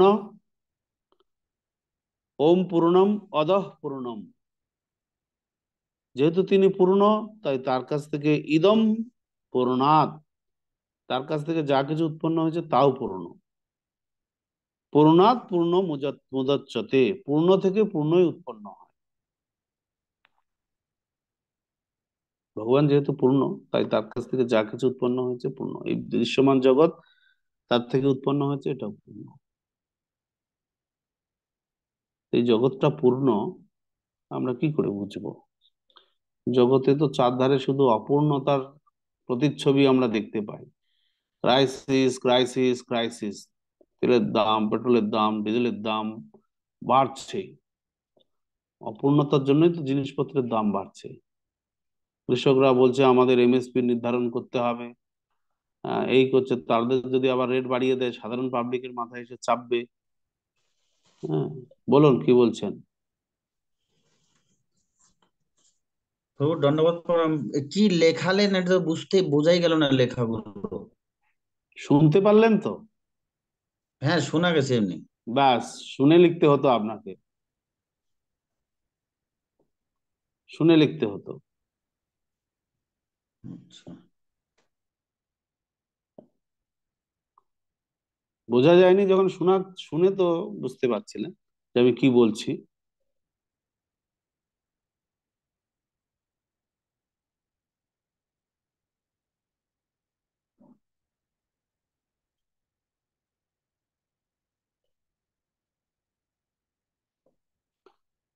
তা এই দৃশ্যমান জগতে আমরা এত চারধারে অভাব দেখছি, চাকরির অভাব, সুস্বাস্থ্যের অভাব, মানুষের রোগ ব্যাধি চারপাশে, অপুষ্টি, শুধু ক্রাইসিস। তাহলে এই জগৎটা কি করে পূর্ণ? এই যে এখানে মন্ত্রে বলা হচ্ছে যে ভগবান যেহেতু পূর্ণ, তার থেকে উৎপন্ন জগৎটাও পূর্ণ। কি করে পূর্ণ হয়? আমরা তো দেখতে পাচ্ছি বিভিন্ন কয়লা খনি থেকে কয়লা তুলে তুলে সেগুলো বন্ধ হয়ে গেছে, ওখানে আর কয়লা নাই, শেষ। গ্যাসের গ্যাসের থেকে গ্যাস তুলে তুলে সেই ইয়ে গ্যাস চুল্লিগুলো বন্ধ হয়ে গেছে, ওখানে আর গ্যাস নাই। হ্যাঁ, তেল চুল্লিগুলো বিভিন্ন জায়গা থেকে তেল তুলতে তুলতে একসময় সেখানে শেষ হয়ে গেছে। তো জগৎটা পূর্ণ কি করে?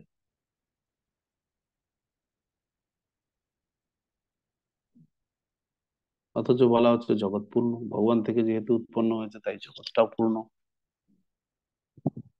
কি করে বুঝবো আমরা জগৎটা পূর্ণ?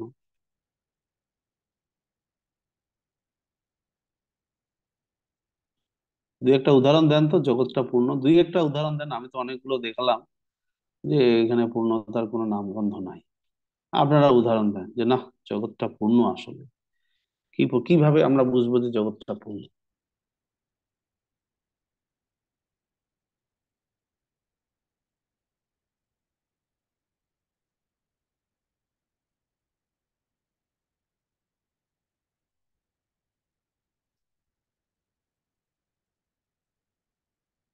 রেখা রানী।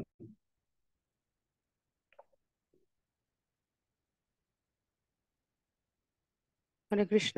প্রণাম প্রভু। হুম। পূর্ণ আমরা এভাবে বলতে পারি যে আমাদের যে বাতাসের প্রয়োজন, অক্সিজেনের প্রয়োজন আমাদের বাঁচার জন্য, সেটা তো হুম। আমরা পরিপূর্ণভাবেই পাই, সেখানে তো কোনো কমতি নাই। তো এখানে আমরা হুম। বলতে পারি যে এটা পৃথিবী পূর্ণ। হুম। ঠিক। মিডল ইস্টে গেলাম, গাছপালা নাই, তাও তো ওখানকার লোক অক্সিজেন পাচ্ছে। কিনে তো আর অক্সিজেন হ্যাঁ, কেউ নেয় না, কারণ গাছপালা নাই, মরুভূমি বেশি। কিছু কিছু জায়গায় হয়তো একটু একটু গাছ লাগিয়েছে, অধিকাংশ জায়গায় গাছ নাই। তাহলে ওখানকার লোক অক্সিজেন শ্বাস প্রশ্বাস নিচ্ছে কি করে? অক্সিজেন তো পাচ্ছে। সুশান্ত হরি বলুন। এখানে সবকিছুই পূর্ণ এই কারণে বলা হচ্ছে, কারণ এখানে যা কিছু ক্রাইসিস সেটা হচ্ছে আমাদের জ্ঞানের অভাব। ভগবান কারুর অপূর্ণতা, মানে হাতি গরু সবাই আহার নিদ্রা ভয় মৈথুন সবকিছু পরিপূর্ণভাবে পাচ্ছে, কিন্তু আমরা পাচ্ছি না। তার কারণ আমাদের জ্ঞানের অভাব এবং আমাদের আহ, অধিক চাহিদা। এই সমস্তের জন্য আমরা অপূর্ণতা বোধ করছি, আমাদের হুম। বুদ্ধির অভাবের জন্য। হুম। তার মানে আমাদের দোষে আমরা অপূর্ণতা অনুভব করছি। হ্যাঁ। আচ্ছা, সেটা নয় আমাদের দোষে অপূর্ণতা অনুভব করছি, কিন্তু আপনি প্রমাণ দেন যে এই জগৎটা পূর্ণ। এটা প্রমাণ দেন, যেমন মাতাজি বললেন যে অক্সিজেন আমরা পাচ্ছি সব জায়গায়। হুম। বলে এরকম কোনো প্রমাণ?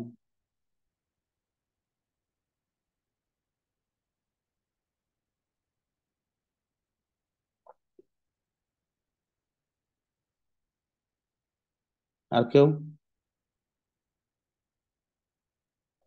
এত অপূর্ণতা জগতে, এত ক্রাইসিস, আর পূর্ণ জগৎটা দেখার মতো দুই একটা জায়গায় হয়তো পূর্ণ, আমরা বুঝতে পারছি না। হম। গুণমতী গৌরী বলুন।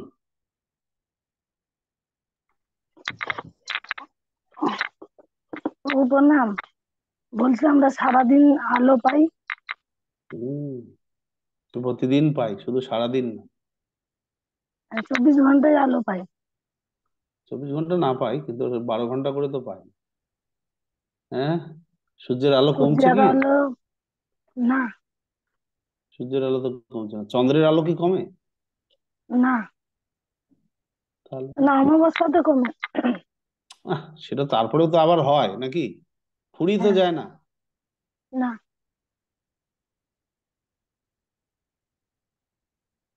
গোপাল পাল। হরে কৃষ্ণ প্রভু, দণ্ডবত প্রণাম। যেমন আমরা যেরকম ফল খাই, আম গাছের যেরকম আমের আহ, আঁটি হয়, সেই আঁটি থেকে পুনরায় আবার গাছ হয়, সেই গাছ থেকে আবার অসংখ্য ফল হয়। হুম, শোনা যাচ্ছে প্রভু? ঠিক। এরকম হয়, এরকম ভাবে পূর্ণতা। হুম, ওকে। শিক্ষা শিকদার। হরে কৃষ্ণ প্রভু, শোনা যায়? শোনান, শোনালেই শোনা যাবে। হ্যাঁ, এখানে আমরা যেমন সূর্যের আলো পাই, এই অক্সিজেন নিতে পারি, কিন্তু সবচাইতে যেটা আমরা উপলব্ধি করি, যদি আমরা পূর্ণের সেবায় নিজেকে আত্মনিয়োগ করতে পারি, তাইলেই তখন আমরা শুধু পূর্ণটা উপলব্ধি করতে পারবো। এটি আমার অনুভূতি।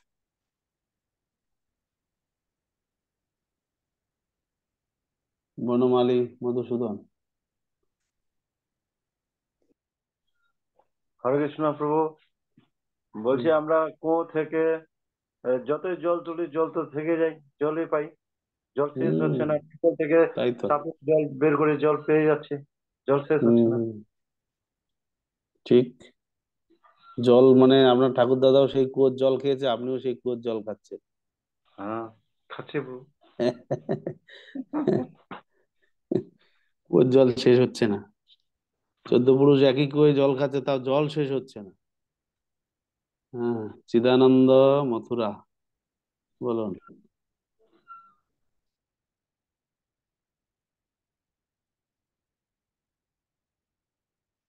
মাইক অন করুন। চিদানন্দ মথুরা,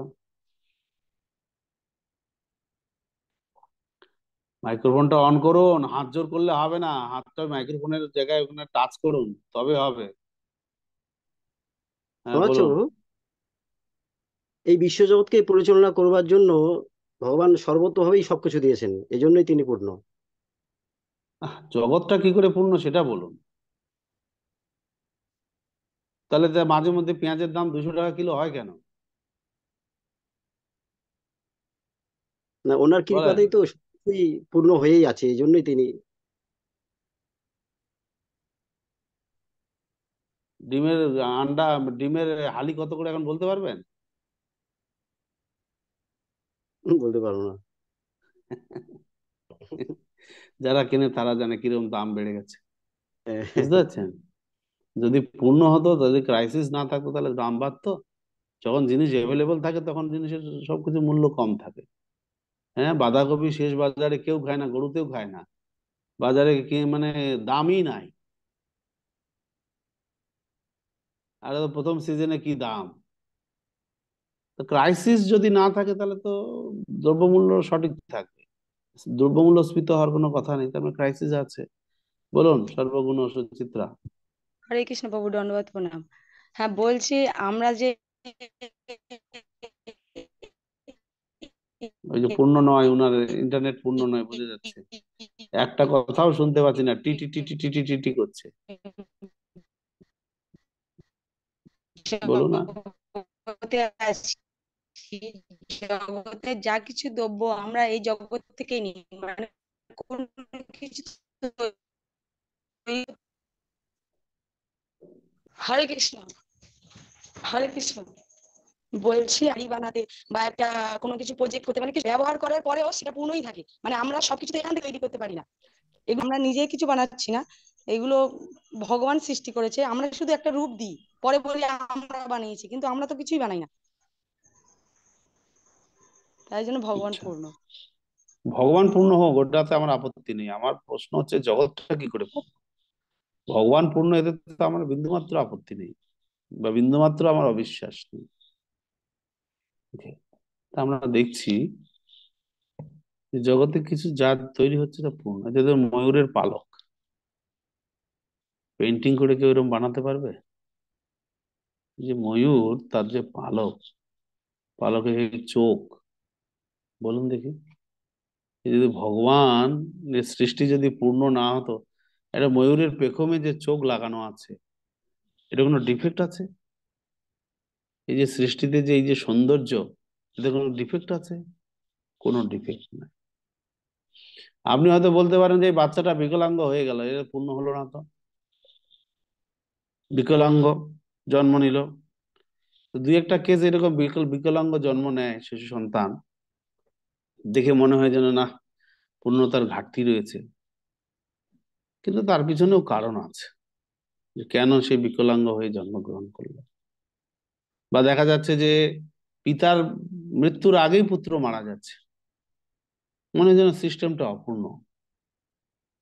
সাধারণত পিতা মরবেন, তারপরে পুত্র প্রাপ্তবয়স্ক হবেন, তারপরে তার পুত্র যখন উপযুক্ত হবেন, তারপরে তিনি মারা যাবেন। এই তো নিয়ম জগতের। কিন্তু যদি দেখা যায় যে না, পিতার আগেই পুত্র মরে গেল, তাহলে স্বাভাবিকভাবে মনে হতে পারে যে বাবা, এই সিস্টেমে কি গন্ডগোল, এরকম কেন হচ্ছে? এরকম তো হওয়ার কথা না। তো পূর্ণ এই জগতে যা কিছু, যেমন ধরুন বৃষ্টি, এই যে বৃষ্টি হলো, বৃষ্টির জল কোথা থেকে এসছে? সমুদ্র থেকে। আবার সেই বৃষ্টির মাধ্যমে সেই জলটা মেঘ হয়েছে, এই সমুদ্র থেকে জল মেঘ হয়েছে, মেঘ থেকে বৃষ্টি হলো, বৃষ্টির জল গড়িয়ে মড়িয়ে গিয়ে আবার সমুদ্রে পড়লো। মাঝখান থেকে বিভিন্ন রকম চক্রের মধ্যে ঘুরছে, কিন্তু জলটা আবার গিয়ে সেখানেই পড়লো। কোথাও কোথাও হয়তো আমরা দেখি জলের লেয়ার কমে যাচ্ছে, কিন্তু জল জলই থাকছে।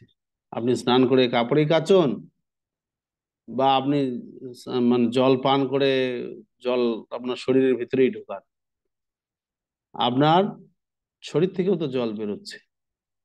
মলমূত্রাদির মাধ্যমে কিছু জল বেরিয়ে যাচ্ছে, ঘামের মাধ্যমে কিছু জল বেরিয়ে যাচ্ছে।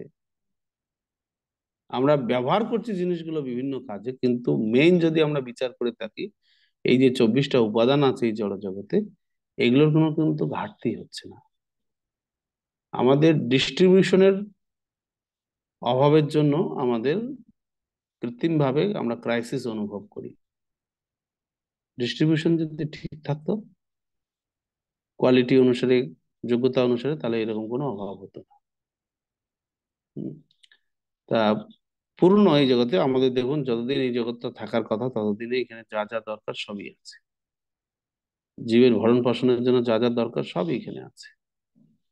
অন্য কোনো গ্রহ থেকে কোনো কিছুই আনতে হবে না, চাঁদ থেকে আমাদের কোনো কিছু আনতে হবে না। চাঁদে যতই খরচা করে যান না কেন, একটা পাথরও আনতে হবে না আমাদের এখানে। চাঁদের একটা পাথরের টুকরো দরকার নেই আমাদের এখানে, কারণ আমাদের এখানে যা পাথর আছে সাফিসিয়েন্ট।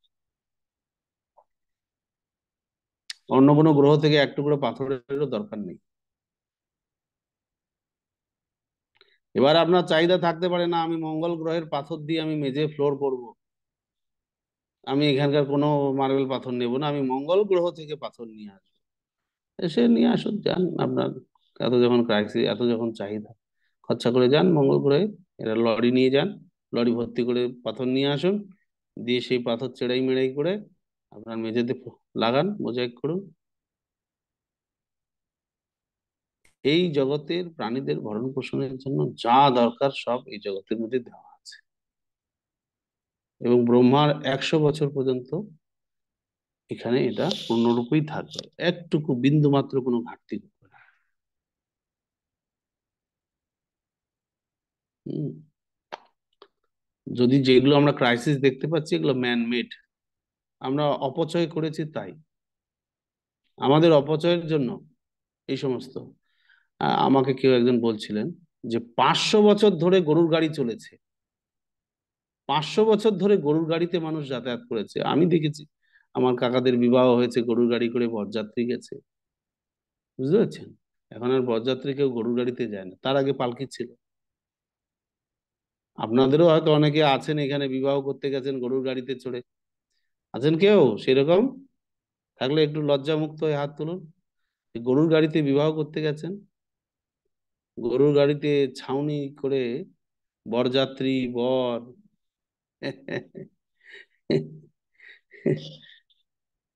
কেউ নেই আপনারা, থাকলে হয়তো লজ্জায় হাত তুলছেন না, যে বাবু বলবো এতদিনে কথা, এগুলো ফাঁস করা ঠিক না। ফাঁস করার প্রশ্ন না, প্রশ্নটা হচ্ছে 500 বছর পর্যন্ত মানুষ গরুর গাড়ি ব্যবহার করেছে, চেঞ্জ হয়নি। তারপরে থেকে যখন ফোর হুইলার আসা শুরু হলো, একদম সেই ফোর হুইলার গুলো প্রায় চেঞ্জ হচ্ছে। মডেল শুধু বছর বছর মডেল চেঞ্জ, বছর বছর মডেল চেঞ্জ। দেখুন আপনারা, বেরোলো এলএমএল ভাস্পা, তারপরে এলো স্কুটি, এখন স্কুটি চলছে, ব্যাটারি স্কুটি গুলো খুব চলছে। মাঝখানে বাজাজ, হিরো হোন্ডা, এগুলো সব এখন লুপ্ত হয়ে গেছে। স্প্লেন্ডার, টু হুইলারদের মধ্যে বলছি, ওগুলো সব এখন বাদ, রিজেক্ট। এখন এসে স্কুটি, ব্যাটারি স্কুটি। এখন ব্যাটারি স্কুটির মধ্যে অনেক স্মার্ট স্কুটি স্কুটি বেরিয়ে গেছে, 2 লাখ 2.5 লাখ টাকা দাম, সেগুলো চড়ে লোকে ঘুরছে। চার্জেবল স্কুটি, তেল টেলের আর দরকার নাই। তো একটা সময় আসবে সব মানুষ আবার গরুর গাড়িতে ফিরে যাবে, দেখবেন এগুলো আর কোনোটাই কাজে লাগবে না।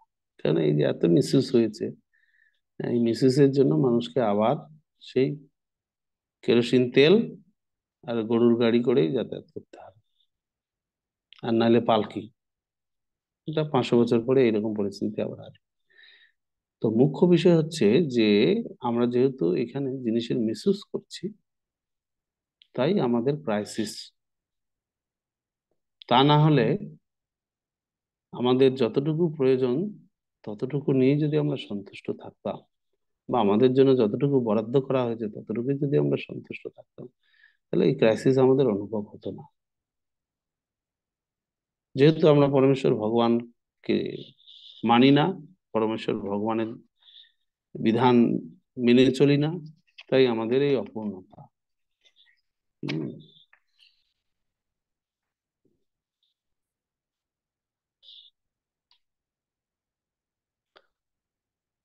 ওকে, যখন আমরা পরমেশ্বর ভগবানের সেবায় যুক্ত হতে পারবো, তখনই আমাদের এই অপূর্ণতাটা দূর হবে।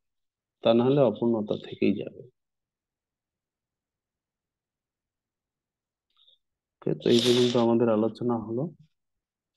হরে কৃষ্ণ, হরে কৃষ্ণ, কৃষ্ণ কৃষ্ণ হরে হরে, হরে রাম রাম রাম হরে হরে।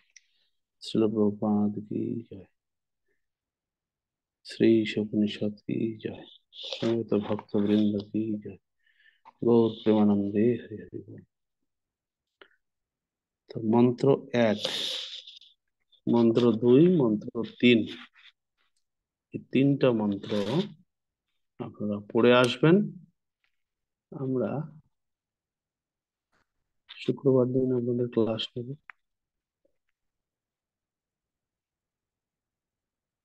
শুক্রবার শুক্রবার ক্লাস হয়ে আমাদের ক্লাস বন্ধ থাকবে। হুম, শুক্রবার ক্লাস হওয়ার পর আমাদের ক্লাস বন্ধ থাকবে, একবার গৌর পূর্ণিমার পর আবার ক্লাস শুরু হবে। তো যদি তার আগে শুরু হয় আমি আপনাদেরকে জানাবো। বুঝতে পেরেছেন? আগামীকাল নিত্যানন্দ ত্রয়োদশী।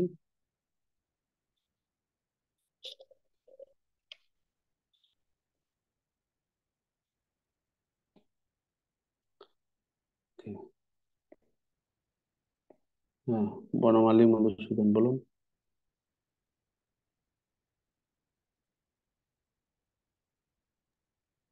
আগে বলেছি প্রভু, এখন নেই।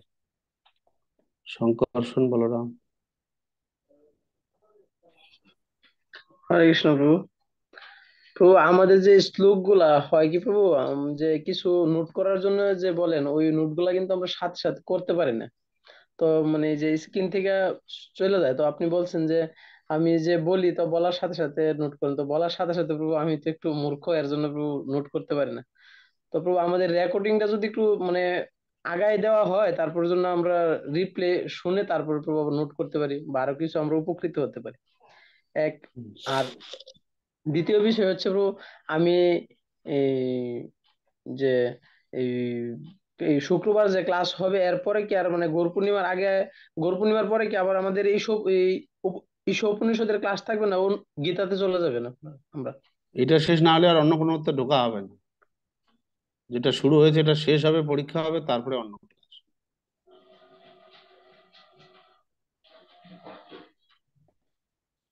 ঠিক আছে, হরে কৃষ্ণ। কেশব জনার্দন। ডর লাগে কথা এই মন্ত্রটা শিখতে হবে। তবু হুম আমাদের ঈশা উপনিষদ থেকে কোন কোন শ্লোকগুলা মুখস্থ করতে হবে এবং এই যে পাঠে আবাহন এবং 1 নম্বর মন্ত্র। আবাহন এবং হরে কৃষ্ণ। স্বরূপ কুমার পাল।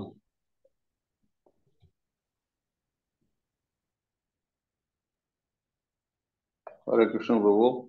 প্রভু, মায়াবাদী এবং নির্বিশেষবাদী এই দুইটা যদি একটু বিস্তারিত বলতেন। এটা সম্পর্কে আমার কনফিউশন আছে। মায়াবাদী এবং নির্বিশেষবাদী দুইটাই কি এক না আলাদা? প্রত্যেক মায়াবাদী নির্বিশেষবাদী, কিন্তু প্রত্যেক নির্বিশেষবাদী মায়াবাদী নয়।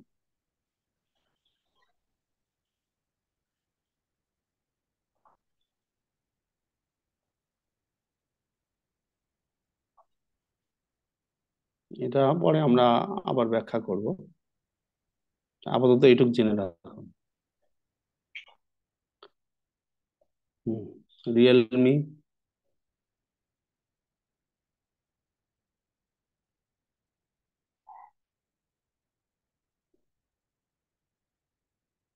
কৃপা সিন্ধু, রাঘব,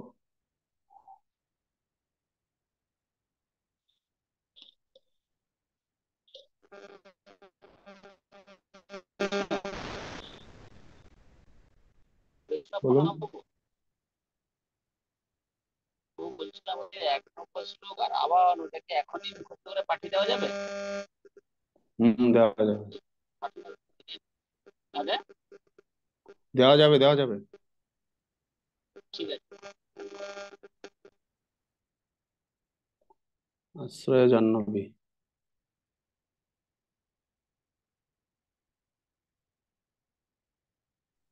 হরে কৃষ্ণ, প্রণাম প্রভু। বলছিলাম ওই খোলা বই প্রশ্ন 3টে দেওয়া আছে, কটা করতে হবে? একটা। ঠিক আছে, হরে কৃষ্ণ। प्रभुपाद की जय, समवेत भक्तवृंद की जय, गौर प्रेमानंदे।